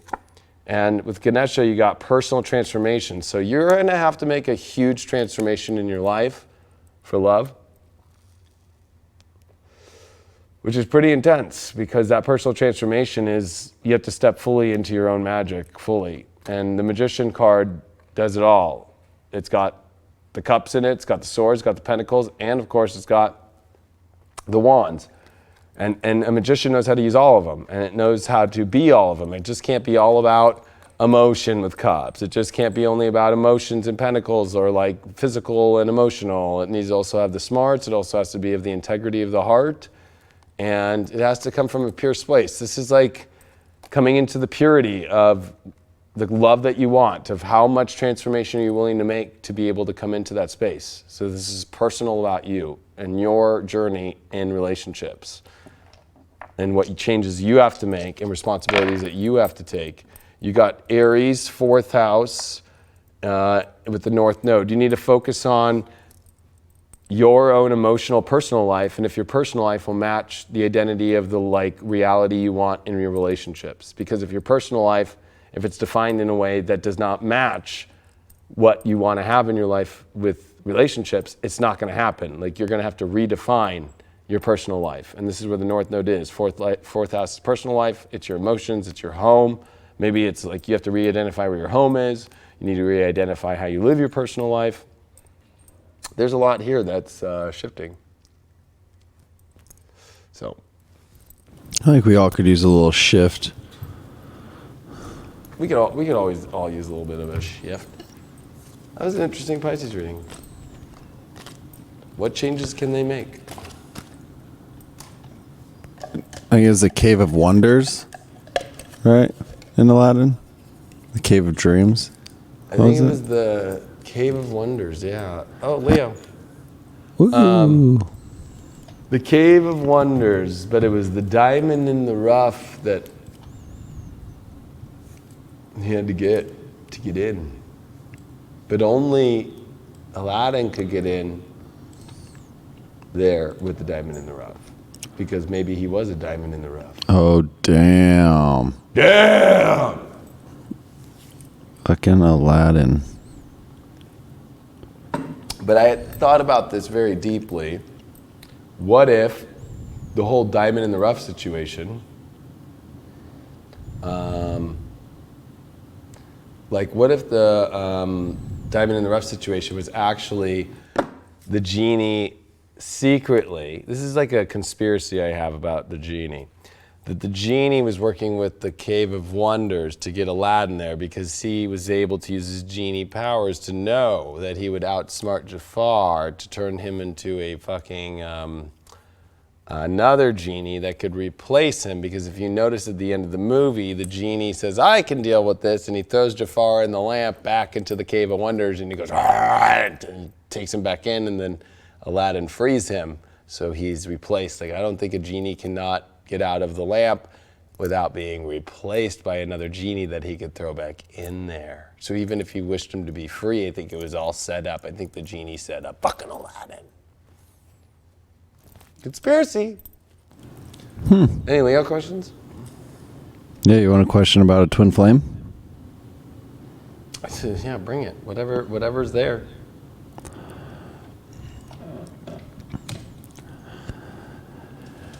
If you can't be with the one you love, love the one you're with. Bullshit. That's how it started. When they talk about holding a place for someone you believe to be a twin flame, how do you do that with integrity and honor to yourself and the other person? I'm going to go Aladdin on this one. Take me to the Cave of Wonders. Take me.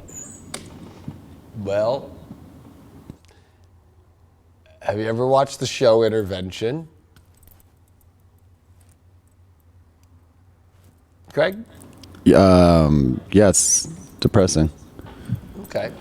So, when you're the mother of the child or the cousin of the guy or the girl or the whatever, you got to go through all intervention for someone to shift and change. Then they got to go through the fucking rehab. Then they got to fucking see if they're going to relapse again and all this shit. Like, fucking, if you're a Leo, you cannot have a partner with your 7th house being Aquarius is somebody who is fucking constantly like, you don't know their future. Because being a king or a queen, you better know they're fucking, that they know how to handle their future and where they're going. Like, if they don't know how to fucking deal with shit, like, and no Leo can just sit around and wait for their queen or king to change. Because now you're just sitting on the throne alone waiting. Like, when does my queen get out of rehab again for the 16th time? Like, what did she do this time? She did blow at the funeral? Fucking Jiminy fucking Christmas. This whole, like, waiting and the twin flame thing, like, they gotta come around. Once they come around, because they're too scared or blah, blah, blah. That's just an excuse because you're too afraid to let go because you want them to be something that they fucking ain't. Lucky. Fuck yeah, Leos. Jupiter coming out of shadow this week is going to be fucking good luck and love for you. Holy motherfuck. Finally, some Leos getting some love. You got a lot of cards to play here, Leo. Things are going to turn the way that you want them to turn. There's a lot of wish, but you got to understand what your wish is. What do you want for your luck for love this week? There's always a lot of things with Jupiter and Sag. Remember, with Leos, Jupiter and Sag is the love house, and this is where it's exalted or it's dignified, and this is why Leos get the most love in life. So, the luck is here. Jupiter's on full degree, but with this Scorpio shit, emotionally, what do you want? What do you want for your home? What do you want for, the castle? 4th house, Mercury retrograde in Scorpio, Mars in the 3rd, but also stimulating in your environment. Oh, that's hard to find, but you can have the luck of having the stimulation, having the kind of home life you want, the emotions you need, and the love that you want, and the realities working. It's a lot to ask for, though, but it looks like it's going to be possible. But the challenge to your luck is not taking the more advantage of the position of a relationship that puts you in the position you want to be. So the challenge is using your luck on something where you have a disadvantage. Using your luck on something that, you're not at the top of the mountain or you're not in a good position. It won't put you in a good position. Or maybe that partner won't be in a good position and you're at the, like, you know, like that's the challenge. It's like not using your luck on something where, you know, either you get taken advantage of or, you know, two, using the luck on something where it's like, you know, you're not on the top to see down and see what's really going on. You're just kind of at the bottom, like, oh well, you know, I like that. It's like like, I don't know why my guides are saying like, don't use your luck on like bottom feeders. You know, like you got to kind of rise up and you got to be in a position to use your luck on something that gives you a good advantage in life. That's going to make your love life and your life at more of an advantage. If you're in a relationship, you got to use this luck and go, well, where are the things that are at a disadvantage for me in this relationship? As far as like, this ain't working or this ain't working and it's causing a lot of trouble. And what is it that needs to be changed here? And if it can't be changed, you got to use that luck to, I don't know, either get out of it or use it in the right way. I mean, Leos are definitely in some very intense times with love. They are the only sign with the biggest planet in dignity in the love house. So yeah, don't waste your luck on things that leave you at a disadvantage and aren't really knowing how to, the partners or the people aren't knowing how to find their advantage in themselves. Like, don't use the luck to get somebody that wants to do it, but then you have to do all the legwork for them. North Node life purpose. They got to have the same purpose as you with your life, or the luck can go the wrong direction. I think that this is where the disadvantage is if they're not on the same life purpose as you, with the same North Node, like energy, as far as like trajectory, aiming towards the same purpose in life, aiming towards the same goals, aiming towards, and actually willing to go fully through it and do whatever it takes to go on that path and that purpose. Like Leo's, like that's what you need. This is where it's at. So don't disadvantage yourself because somebody's life purpose is not in alignment with yours. Or does it go well with your life purpose? That's something that you have to really take into consideration here. Because, you know, you're in a space where you can have more than any other sign, more greater love right now than any other sign. And are you going to waste it on something where the life purpose doesn't make sense? And childlike expression, it needs to feel like it's exciting. It needs to feel childlike. It needs to feel like it's so easygoing and it makes so much sense and it's so much fun. You have so much luck when it's just childlike and it's expressing that childlike energy everywhere. And it's on the same life purpose and it's willing to do that without even a question or a fear or a worry, because a childlike expression has no fear or worries. It's just going to do it. I can tell you I've been in love only a couple times in my life. And the main time when I was in love, like, holy shit, like it just was like no questions, just we're doing this, we're going here, this is our purpose, we're doing this now. And it was just so childlike and it's full of love and and that's where the luck comes from. But if there's questions and there's doubts or the partner's just not ready to change or not wanting to go into the field of the destiny that you feel that you're on your purpose with, then it's not gonna work. And that if the childlike expression is not there or it just is not feeling in that way, you got to run from that. Uranus in the second house with Virgo. So this is reassessing new ways to look at the realities that you're in and find the best one and you know, move forward into better realities with better relationships, that their reality is pure. Virgo is this purity element. It is a pure life. It is the virgin, so it is about creating something that's exciting, but also that is in the same purity, that's in the same kind of lifestyle as yourself. So lifestyle matters. Also, the second house is the house of money, and Virgo is the second house for Leo. So there is something to say about also being more abundant in your life by also connecting with somebody who's in the same energy, abundance-wise with you, through the same style of lifestyle, especially connected with the same life purpose.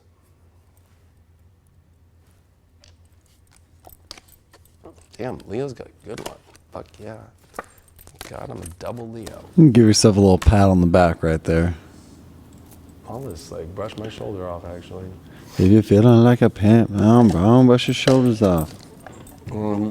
Ladies is pimps caps. too. Oh, Caps. Capricorns. I think and we Scorpios are going to be last. I think we got 3 left. What do we got left? Who's left on the agenda? We've got Scorpios, we've got Sages, and we've got Virgos. So the last 3. So, but Capricorns now. What's going on in the chat? Caps. They've been getting wild in the chat. I've been having them mute a couple comments because they were quite vulgar. Why? What were they saying? I can't repeat it or else that would defeat the purpose of me having to mute it. It actually was flagged by YouTube. That's what brought it to my attention. And we've got a very good Leo question for next week already lined up, so... Perfect.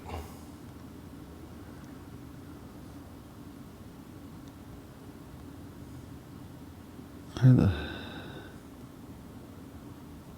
thought I had a Cap question already flagged, but I guess I... No Cap questions? Let's see. No Cap No, questions? we've got one. I thought I had flagged one prior, but... so the energy has been super strange lately. I feel like it's almost like do or die feeling of leaving past relationships in the past in order to progress forward and not be in limbo. How do I get out of limbo and move forward? Is there any way that a past relationship could actually turn into something real? A past? Tell them. You've been telling them. Tell them again. A past relationship? Tell them. With Jupiter and Sag? Drop and the 12th hammer. trying to clear your past? And open you up to new adventures in the Uranus and forward movement in your love house? Not up in here. No. Not up in here. No. Not up in this motherfucker. No. Come on, Capricorn. Do you think that you can just go revive anything with Saturn and Pluto in your sign? Like, I'm going to go revive my old fucking bicycle I rode to school every day. Cha-ching! I'm going to go revive fucking my old this. Cha-cha! No. Well, You're Frankensteining. What if you both were on like your spiritual journey, you know, and you both had to grow a little bit, and now you've evolved and you're at that higher elevation as to where you can possibly appreciate each other on a common ground? Because Uranus and Taurus is having Capricorns go into love, into new places with new values and new actual physical experiences that they've never been on before. And with Chiron in the 4th house, this is because they're insecure emotionally about having to do that. And they feel like, oh, it's more comfortable because I already know this in the past. Like, I already know how to achieve what I want to achieve, and I can have control. Control freak.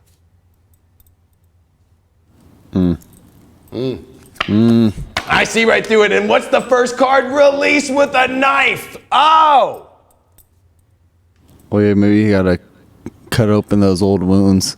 Are you literally advocating?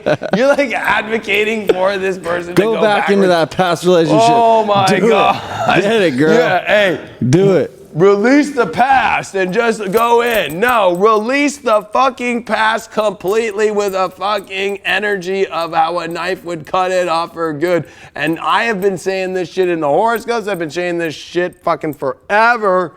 That Capricorns are in the weirdest of the weirdest relationships of them all. And then Geminis, I would say, are second place. So, and Sagittarius are actually, I would say, top of the line. But fucking release this shit. I'm sorry.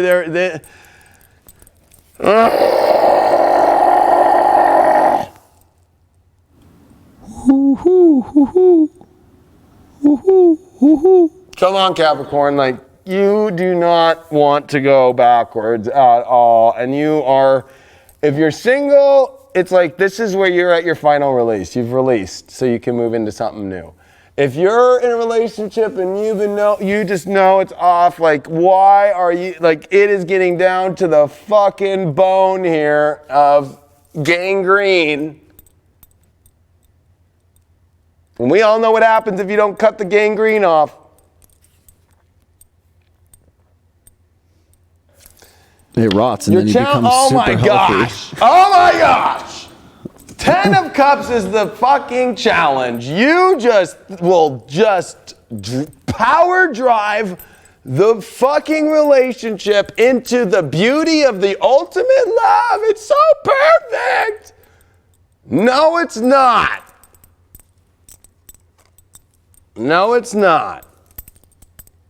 Sorry. It is not. You know this shit. Talking to coupled. Singles are going through the old release of the past, and the challenge is they don't believe that they can have the most amazing future or something beautiful. That's bullshit. That's what you need to release, singles. Singles are like, hey, you need to release this whole idea that you cannot have the most beautiful relationship of your life. You need to release that shit now.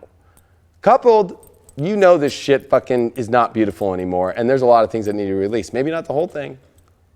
And singles trying to go to past relationships are in for the worst run of their life with a 10 of Cups challenge and the release. Like, you need to cut this shit off, motherfucker.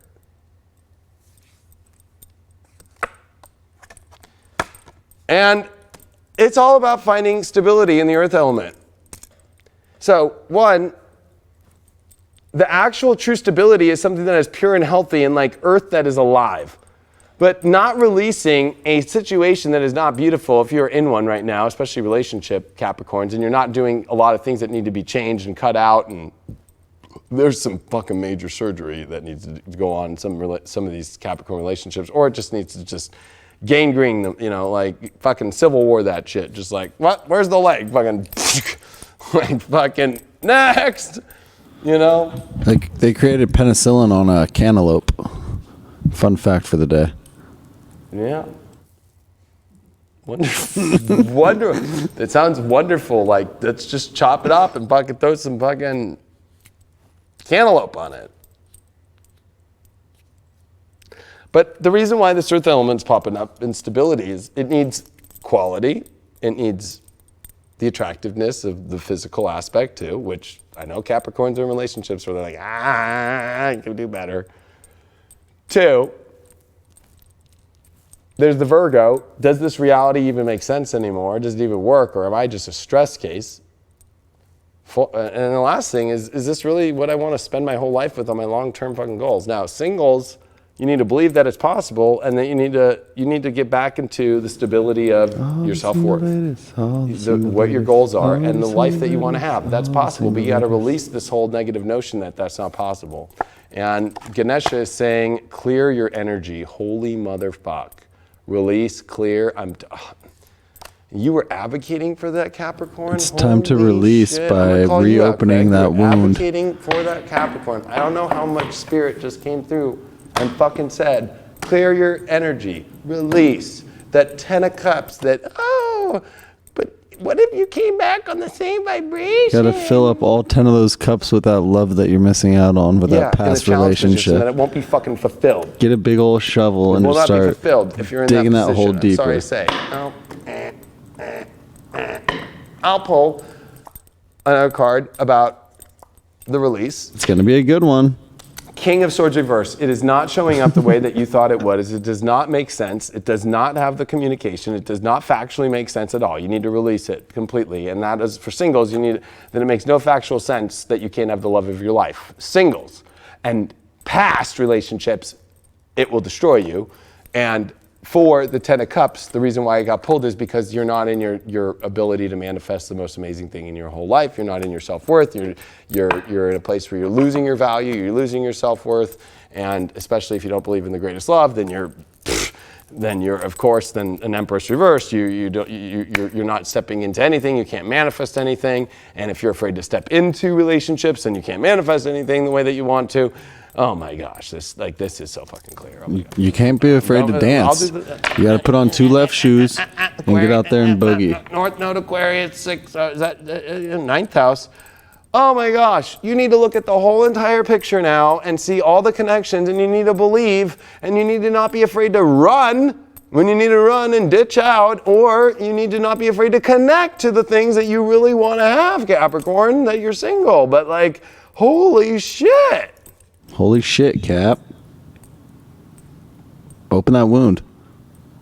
No, fucking release that shit. Cut it off. Like, ah!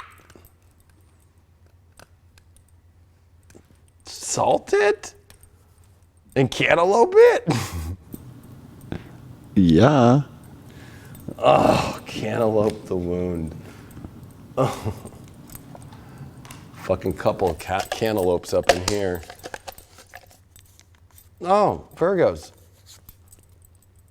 You know what? Virgos are all about health and everything, and I don't think they'd cantaloupe a wound. You know what a Virgo would do? Give me a fucking doctor. Fucking give me a fucking doctor now. Where is the drip? They just needed a little, the IV little up. cantaloupe Now. and some psilocybin. That's it. Virgos are extremely healthy and all that shit, but when it comes to fucking health, like, holy shit, they have Aquarius as their success. They'll be like, where's the fucking new technology that's gonna help this shit? Get that motherfucker on. That's what I laugh about so much in the spiritual community. Like, people are so afraid of doctors and shit. They're like, oh my God. And it's like, hello, how do you think we're living this long? Like, I'm sorry that the fluoride fucking, that keeps your teeth without cavities, fucking actually fucking keeps your teeth without cavities. Yeah. I don't know about all that. It calcifies your third eye. Okay. My fucking pineal gland. So you do a little psilocybin, you dust that shit right off. Yeah. So. Just even after that, you know, it's just like. Do a little psilocybin work. Please help. Please help. This Virgo? Yeah. And it's please help, please help, please help. I added the other two, but it did start with It please says help. please help. I've recently been through a breakup with my toxic ex of 6 years. 6 is my lucky number, actually. So, I have fallen in love with my best friend, and I know he feels the same, but it's only been 3 months since the breakup. We are both scared to make the move. How do I take this plunge? You just fucking jump? Yeah, I mean, the whole idea that it's only been 3 months, like, don't matter if it's been a week, I guess. Like, it depends on how you clear your energy yourself. But Virgos are like learning to execute their love life. She executed in getting out of the 6th year, so execute in getting into the best friend that you love, and just do it. Execute. Saturn in the 5th. Execute. Execute. Da-da-da-da-da. Bam. And communicate. Mercury retrograde in the 3rd. This is her just like doubting herself. Like, I don't know. Should I? Like, are the facts real? Yeah, they're real. Like, communicate and be clear. And Neptune in the 7th with Sun trine it this week and Sun sextile over to Saturn, like, love relationship. This is where it could come into beautiful harmony or fucking chaos for some Virgos that are in denial of some shitty situations. But if this is a beautiful situation, it's new, fuck yeah. Virgo, fuck yeah.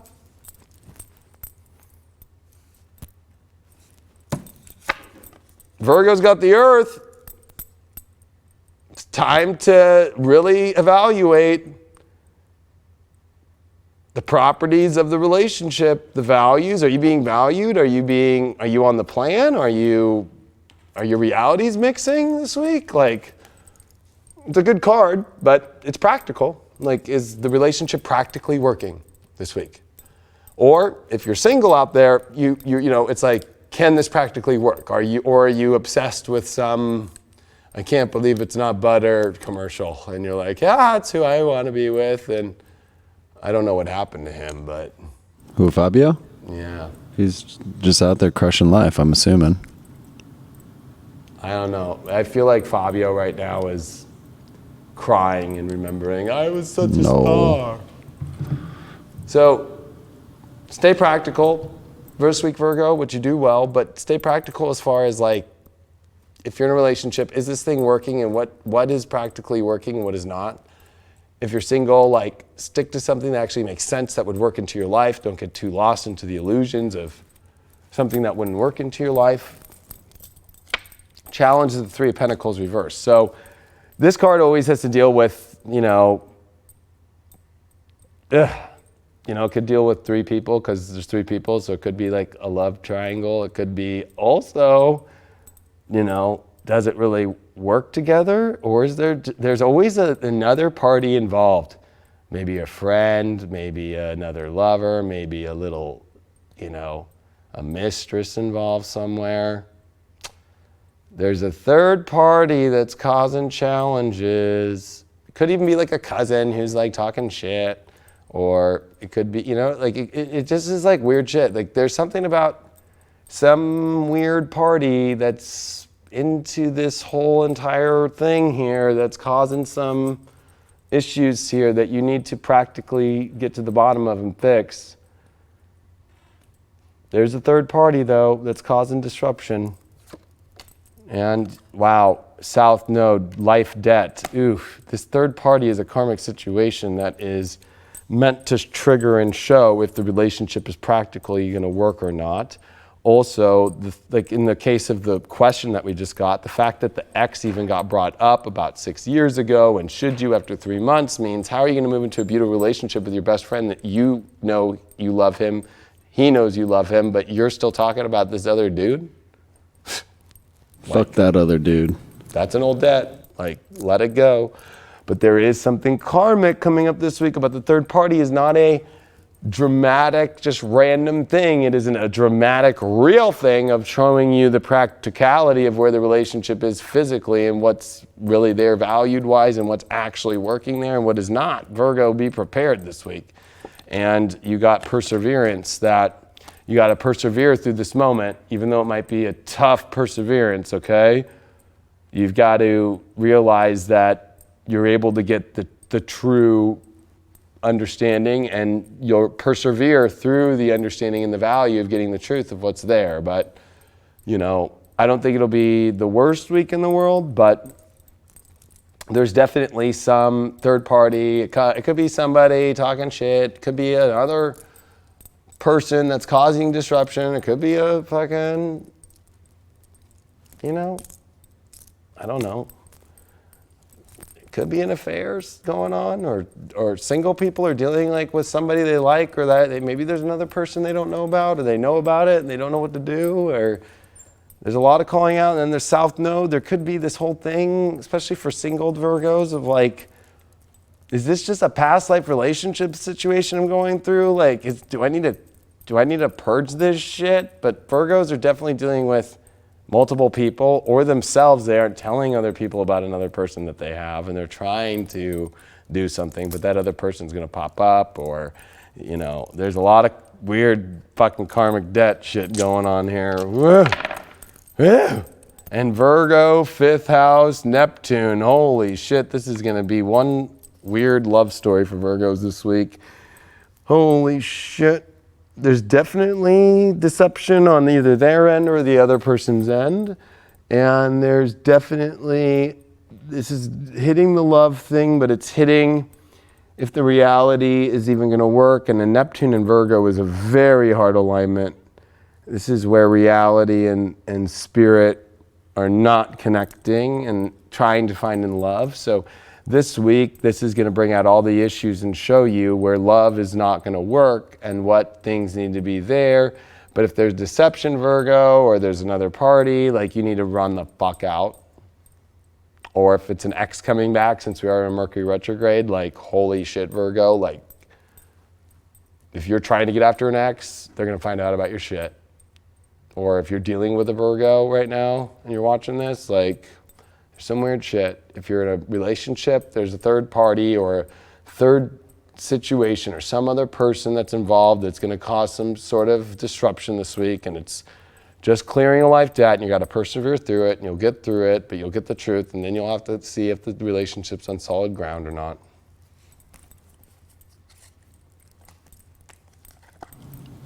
There you go, Let's see who this Virgos. third person is for fun. Who is this third It's person? the King of Pentacles reversed. It's somebody who is not what they show themselves as. They are not as empowered as they are. They do not have, there's no respect. And actually, this could go in a lot of different ways. Like, there's something about the third person bringing up a non-valued position of honoring either the Virgo, or the Virgo not honoring another person by another person. Like, there's some just non-honoring going on, and there's some shady shenanigans going on there about like not valuing people at their highest abilities. Shenanigans alert. That's some shenanigans shit going on there. Almost fell out my chair. Well, So last. Sag.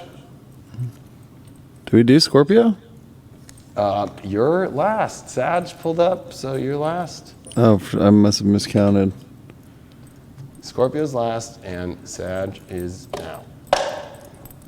So Libra's first, Scorpio's last. Best comment of the night. I love multiple people. Love what? Best comment of the night by Lulu. I love multiple people. With a smiley face. Jessica from LB SoCal says, my ex tried to get back together with me behind his live-in girlfriend's back last year. Damn.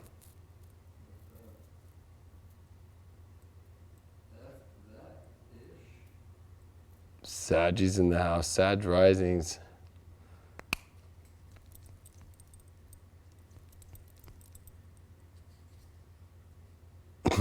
This is another good comment. I have many ex. Yeah, I have many ex. Many ex. Maybe it was supposed to be many exes. I have very little X's. How many exes do you have, bro? I mean, technically, like three. Two. Yeah, I was gonna say, I only consider an ex if it was like an actual relationship. So I have 2 high school exes, which you can kind of like scrape off the Those table. count. And then I only have 3 exes. So you have Of 12 X's. What? So you got 12 X's. No, I have 5 technically, 2 were in high 5 school. times 2 plus 2 is 12. Technically. 3 exes as an adult, not in high school. That's it. And one of them is an ex-wife, so that's not bad. It's true. For 35. No.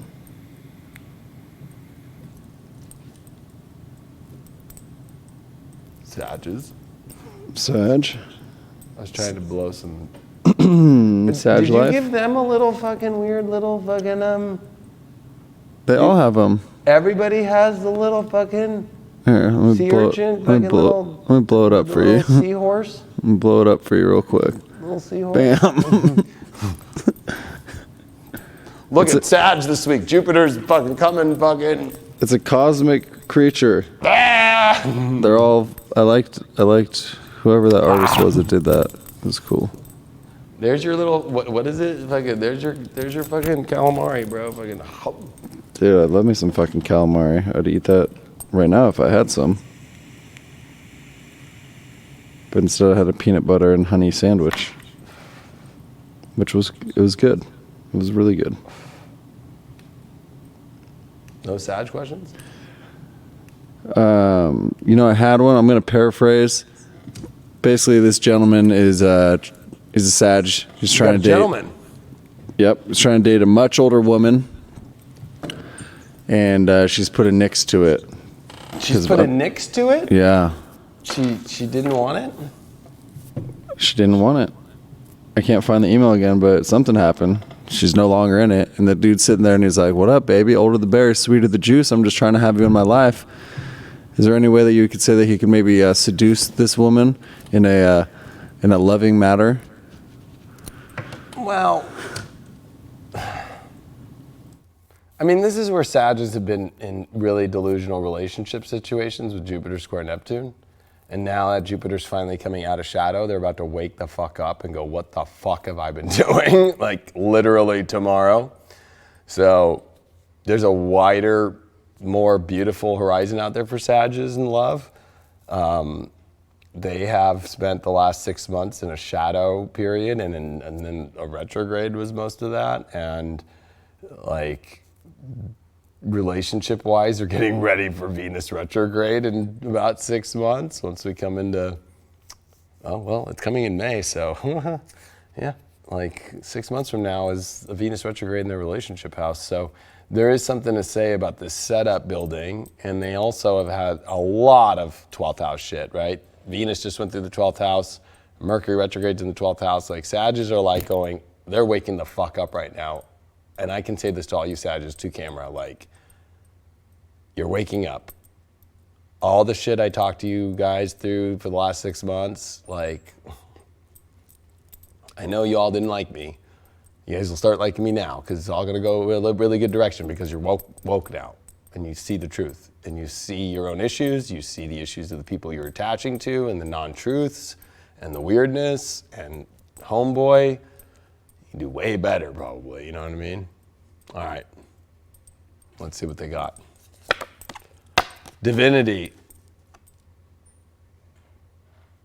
Well, divine unions are the calling. If the union is not divine and divine means godly in my opinion, and divine from the universe, and if it does not have the true essence of a divine union, and there's been anything that has tainted any divine connection, or it's got adultery involved, or it has any kind of toxic, negative, non-spiritual energy, or it's not going to work. But there's also something to say for Sagittarius. They're about to step into divinity, especially singled ones, or even ones in relationships that they know that there's not divine anymore. If there's been any kind of anything that strayed off God's path, like it is not divine, I'm sorry to say. So,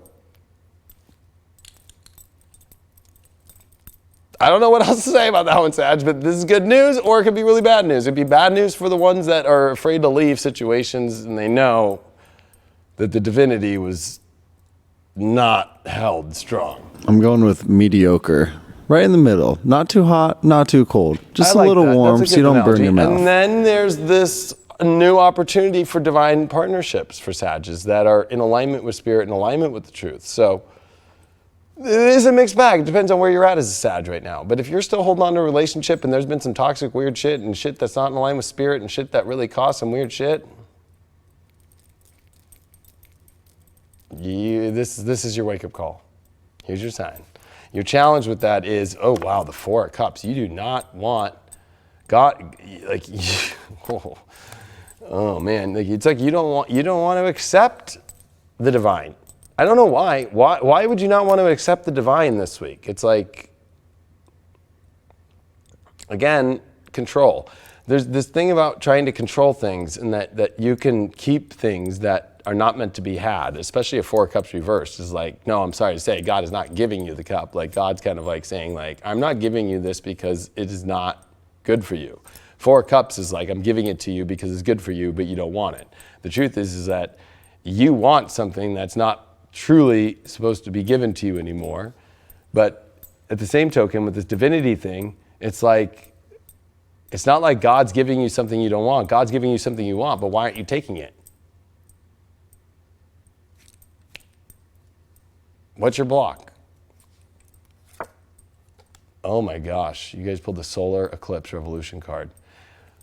You are either ready for the most amazing divine spiritual and change, and solar eclipses are the biggest breakup card I've ever seen in my life, by the way, in actual life too. Solar eclipses break up relationships like crazy. But there is something to say that this is like a major divine moment by the universe of intervention at its highest capacity of all these readings today.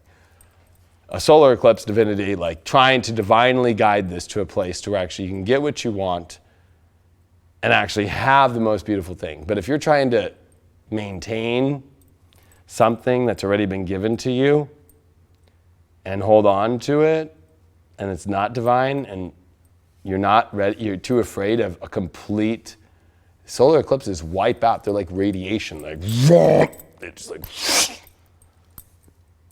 especially the solar eclipse that's coming in the second house. Oh man, with Jupiter, oh. That's coming in a month and a half. But this week, we are dealing with Mercury retrograde in the 12th. We are dealing with the moon on Chiron in Aries. This solar eclipse energy is definitely the big change that you've wanted in your life, but you're prepared for it. I think that you're afraid of such intense change, whether that's getting rid of or entering into something new that you know is amazing. or that just shows up out of nowhere. Divinity and solar eclipse is like revolutions out of nowhere. Like, whoa, I don't know if I'm ready. I don't know what the fuck. It's like divine support. Look at the universe is supporting you through this transition. You're going through the biggest transition this week. And if you're not going to take the support or not go through the transformation or go through it, like, you're not willing to accept divine support. Look at divinity, divine. I cannot show more divine energy, Sag. Come on. Let's move into the greatness here. You got the support. You got it from me. You got it from Spirit. You got it from everyone. You got it from God mainly. And this is amazing what could come this way. But you got to let go of what is not fucking...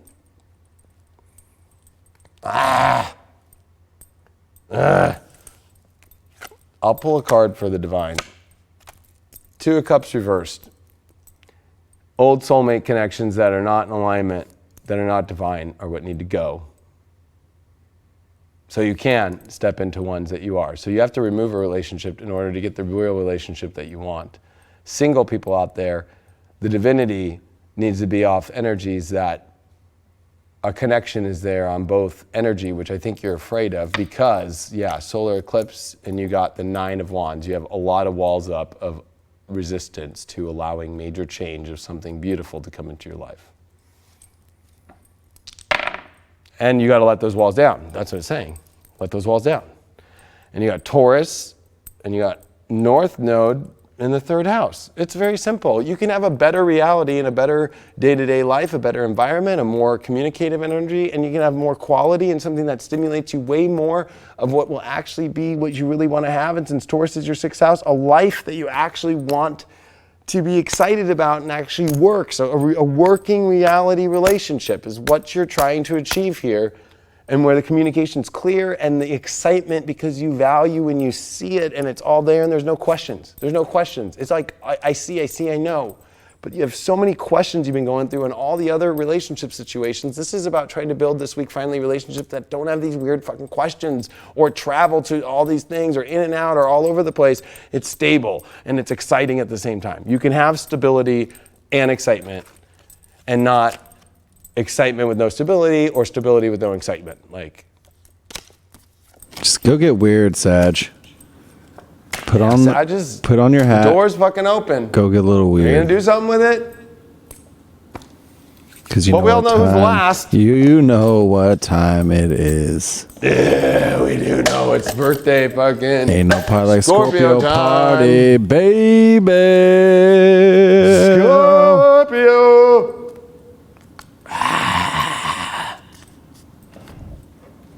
I've got a question for you. I'm ready. Well, my screen just locked. Hold on. This Scorpion woman loves deep, intimate, and even frequent sex with a man. But she hates when it takes longer than 10 to 15 minutes. Maybe that's her Gemini moon. She doesn't know. Anyways, how can she say that to her partner? Okay, so fuck. It's very difficult as a man trying to say this because I'll be honest, like I'm a guy, I don't want like 5 or 10 minute sex. Like I like an hour. She wants 10 to 15 minutes. Not 5 to 10. 10 to 15. Well, even that, sometimes that's not long enough. So I cannot answer this question because to be honest with you, if he likes, you're basically saying that you don't want fucking a lot of love. And that means he really likes you. To get a guy to go longer than 10 to 15 minutes, I'm sure there's, out of the 800 or there's 715 people in here right now, and most of them are women, I bet you there's about 650 of them would be like, fuck, I wish my guy would give it to me 10 to 15 fucking minutes. I've run into that though. I've been with girls who are like, okay, this is like a long time, 15 minutes? It's like, what? Like, fucking just getting started. I guess nobody's into Tantra anymore. Nobody's into deep connection. Nobody's into like, I don't know. So maybe she just does, maybe she has a sex thing that she doesn't like. Or maybe she just is like, or Or maybe, I don't know, maybe I'll give her a bit of the benefit of the doubt. Maybe his hour is not a good hour, you know what I mean? Like sometimes there's massages you get and you're like, what the fuck, like you suck, you know what I mean? Yes, I mean, we're trying to talk there's Scorpio, lots of women so in I'm here gonna who'd just love be to fucking have- real, you know? Like a Scorpio that only wants sex for 10, 15 minutes and doesn't know how to tell him, that means that maybe he's not fucking good enough for her sexually, or she has a sexual issue and Maybe she just needs to get him off and make him a sandwich and he'll go to bed. I don't know. Maybe she needs to get lube. Maybe she doesn't stay wet enough. I don't know. Or maybe he doesn't know how to get her wet enough. Oh, shit. Yeah, I mean, in the chat, I'd say most women like the long sex, though there are some 10 to 15 minute pushers in there as well. Yeah, I mean, there's times when, yeah, sure, if you're tired and shit, like, I get it. Like, it's not like every time has to be that way. But in her case, that question sounds like it's almost like she wants to make that the norm. The fact that she's even counting. She's got a little stopwatch going around her neck. That's creepy to me. Like, does she have an old Casio watch on? Like, fucking, beep, beep, with the fucking calculator, like, beep, beep. Go. Go. You have 10 minutes tonight. Go. It's like, okay, I don't know where to go. Fucking, you know what I mean? Like, wait, hold on. Like, how many, you got 20 seconds? You want me to go now? Fuck, man, I just got down to the fucking good shit. Okay, I guess so. Open your mouth.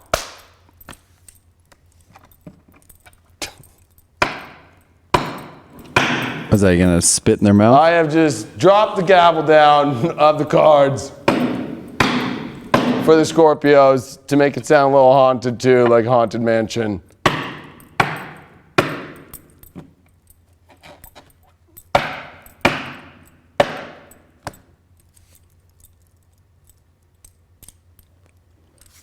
Mysticism.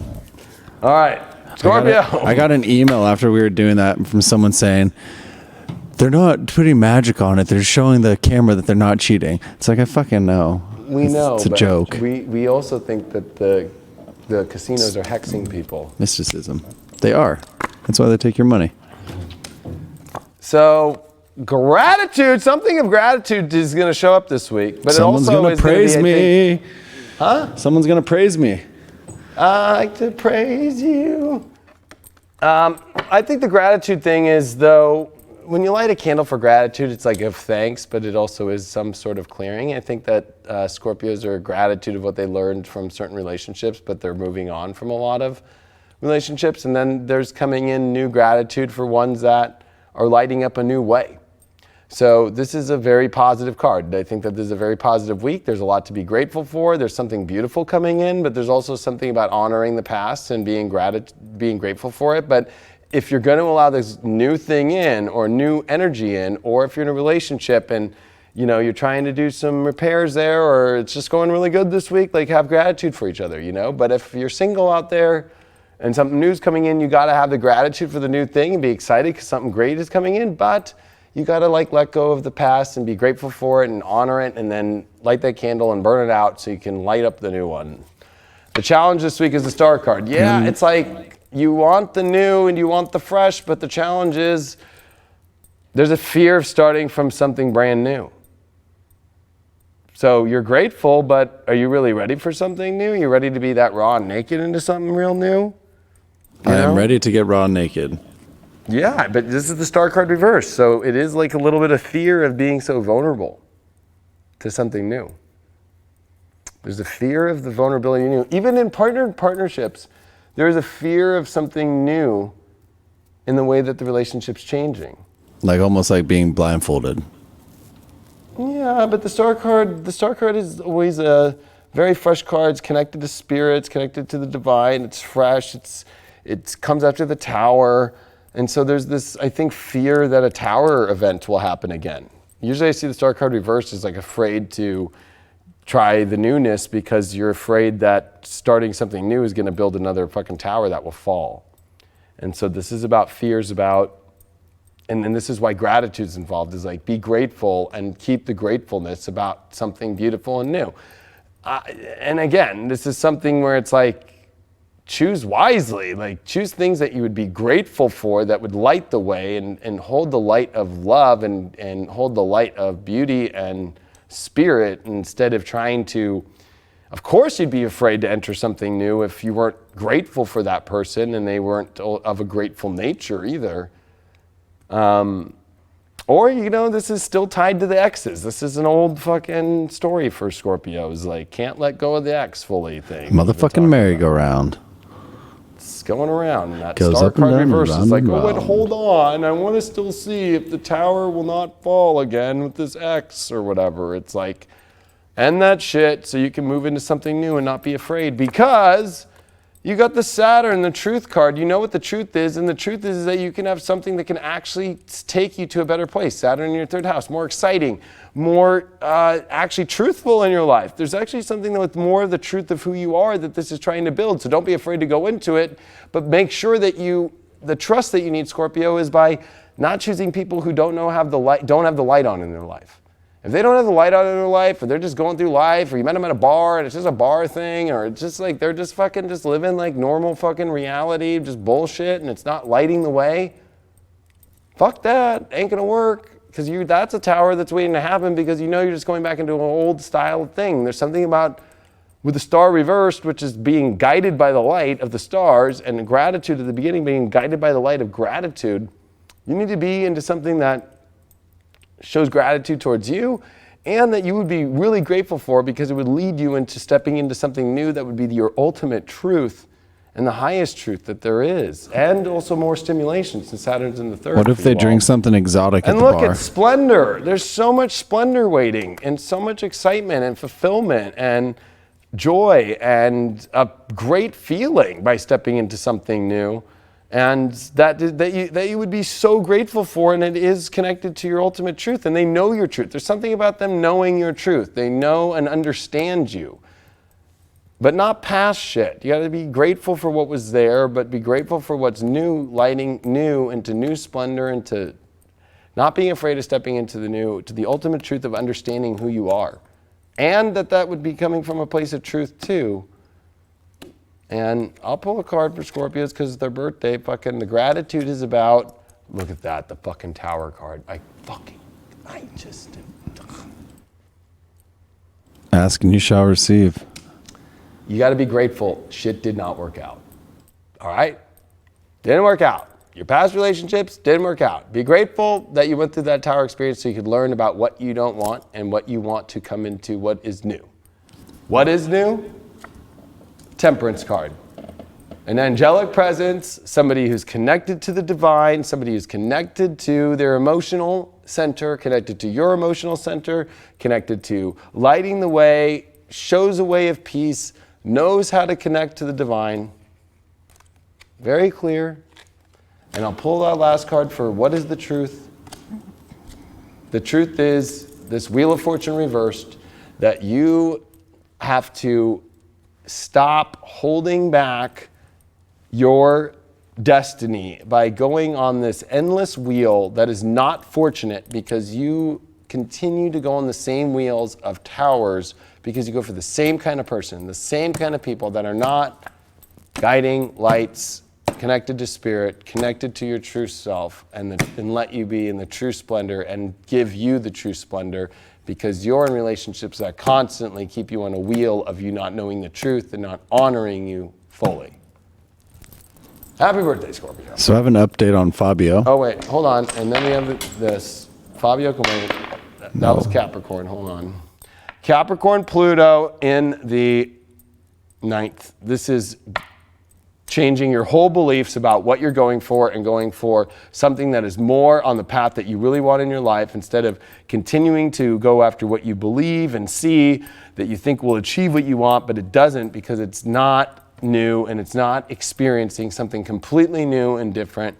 It's like no more similar understandings of what you've been through before. No more going for the person who looks the same way and says the same shit. And you've already done that before, Scorpio. Like, this is about going into a whole new world that you can actually have what you really want and achieve and get it. So what's up with Fabio? So So Fabio is 60 years old. He is a Pisces, and he has a net worth of $15 million. So there we go. So he's just chilling. Yeah, he's having a good time. He's still got long hair. He's still crushing it. He's getting strange all day, every day. Well, thank you so much for being part of Deep Love Tarot. Make sure that you get my video. It's super fucking awesome. If you're online, you all feel it. I know that this 2020 thing is extreme. I'm going to pull a Ganesha card about how to prepare for 2020 here. But that 2.5-hour video I have on highvibe.tv, Destiny Call, under the paid video section, is your guide to align yourself and prepare yourself for the major alignment of Saturn-Pluto, the eclipses that are coming here on Christmas, into that January 10th, and then that January 12th of the biggest Saturn-Pluto conjunction. Then we got that. Then I'm going to do a video that goes into the whole fucking year because it's insane. But you got to align yourself because it's so insane. I go through and I show you how insane things are going to go. But how are you going to right now in love prepare yourself for this 2020 alignment? Let's see. I actually think we should just do this real quick. Fuck just one card. We're going to do all. Trust. If there's no trust in the relationship, or there's shady shit there, don't go towards it. The challenge is if there's stalls or it's not leading towards moving forward, like in love, or there just kind of is like there's an energy that doesn't feel like it's all in, especially with that trust there, or they can't be all in because they can't do that, or you can't be that way. Like, do not go into situations like that at all. The water, you need to listen to your intuition and the sensing. You can sense when the trust is not there and the arrows are not going towards the right direction. You need to use your intuitive sense and make sure that the arrows are going towards love in the right direction, and you better have that trust there. If there's no trust there with someone, then fucking you already know. And then Ganesha is harmony is waiting for you when you go with your intuition. The full trust is out there. There is no weird hiding of anything, and the arrows are going towards the harmony that you want in your life. The challenge is that those arrows will only go in the wrong direction if there is no trust, or somebody cannot be truly real with you in full ways.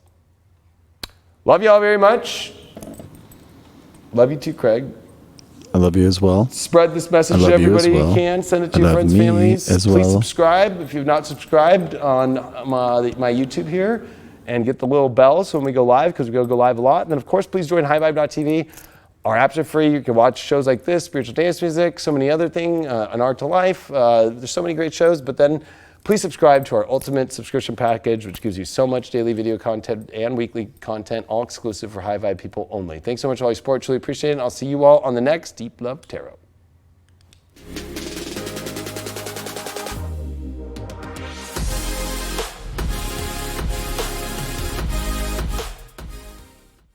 So this video is going to give you the tools, it's going to give you the steps, it's going to give you the questions for you to ask yourself to prepare yourself. It's going to give you my opinions on what best course of action to take. And you can take it or you can leave it, or you can take parts of it or none of it. To me, as long as you're willing to listen, as long as you're willing to hear me and take it in and ask those questions, do you want to be in it or not? Like that's what the call is. And that is, I think, the deepest part of this energy is when people start going, I want the energy to go back to normal. You want the energy to go back to where you don't have to participate in anything anymore. And you just want to go sit back and watch the whole show. And guess what? The universe is giving you that opportunity here to build up to 2020. But do you really want that in your life? Is that really, but I'm not saying, maybe I'm saying that because I'm somebody who feels that I don't want it, I don't want that. So I can't judge you for being in that space.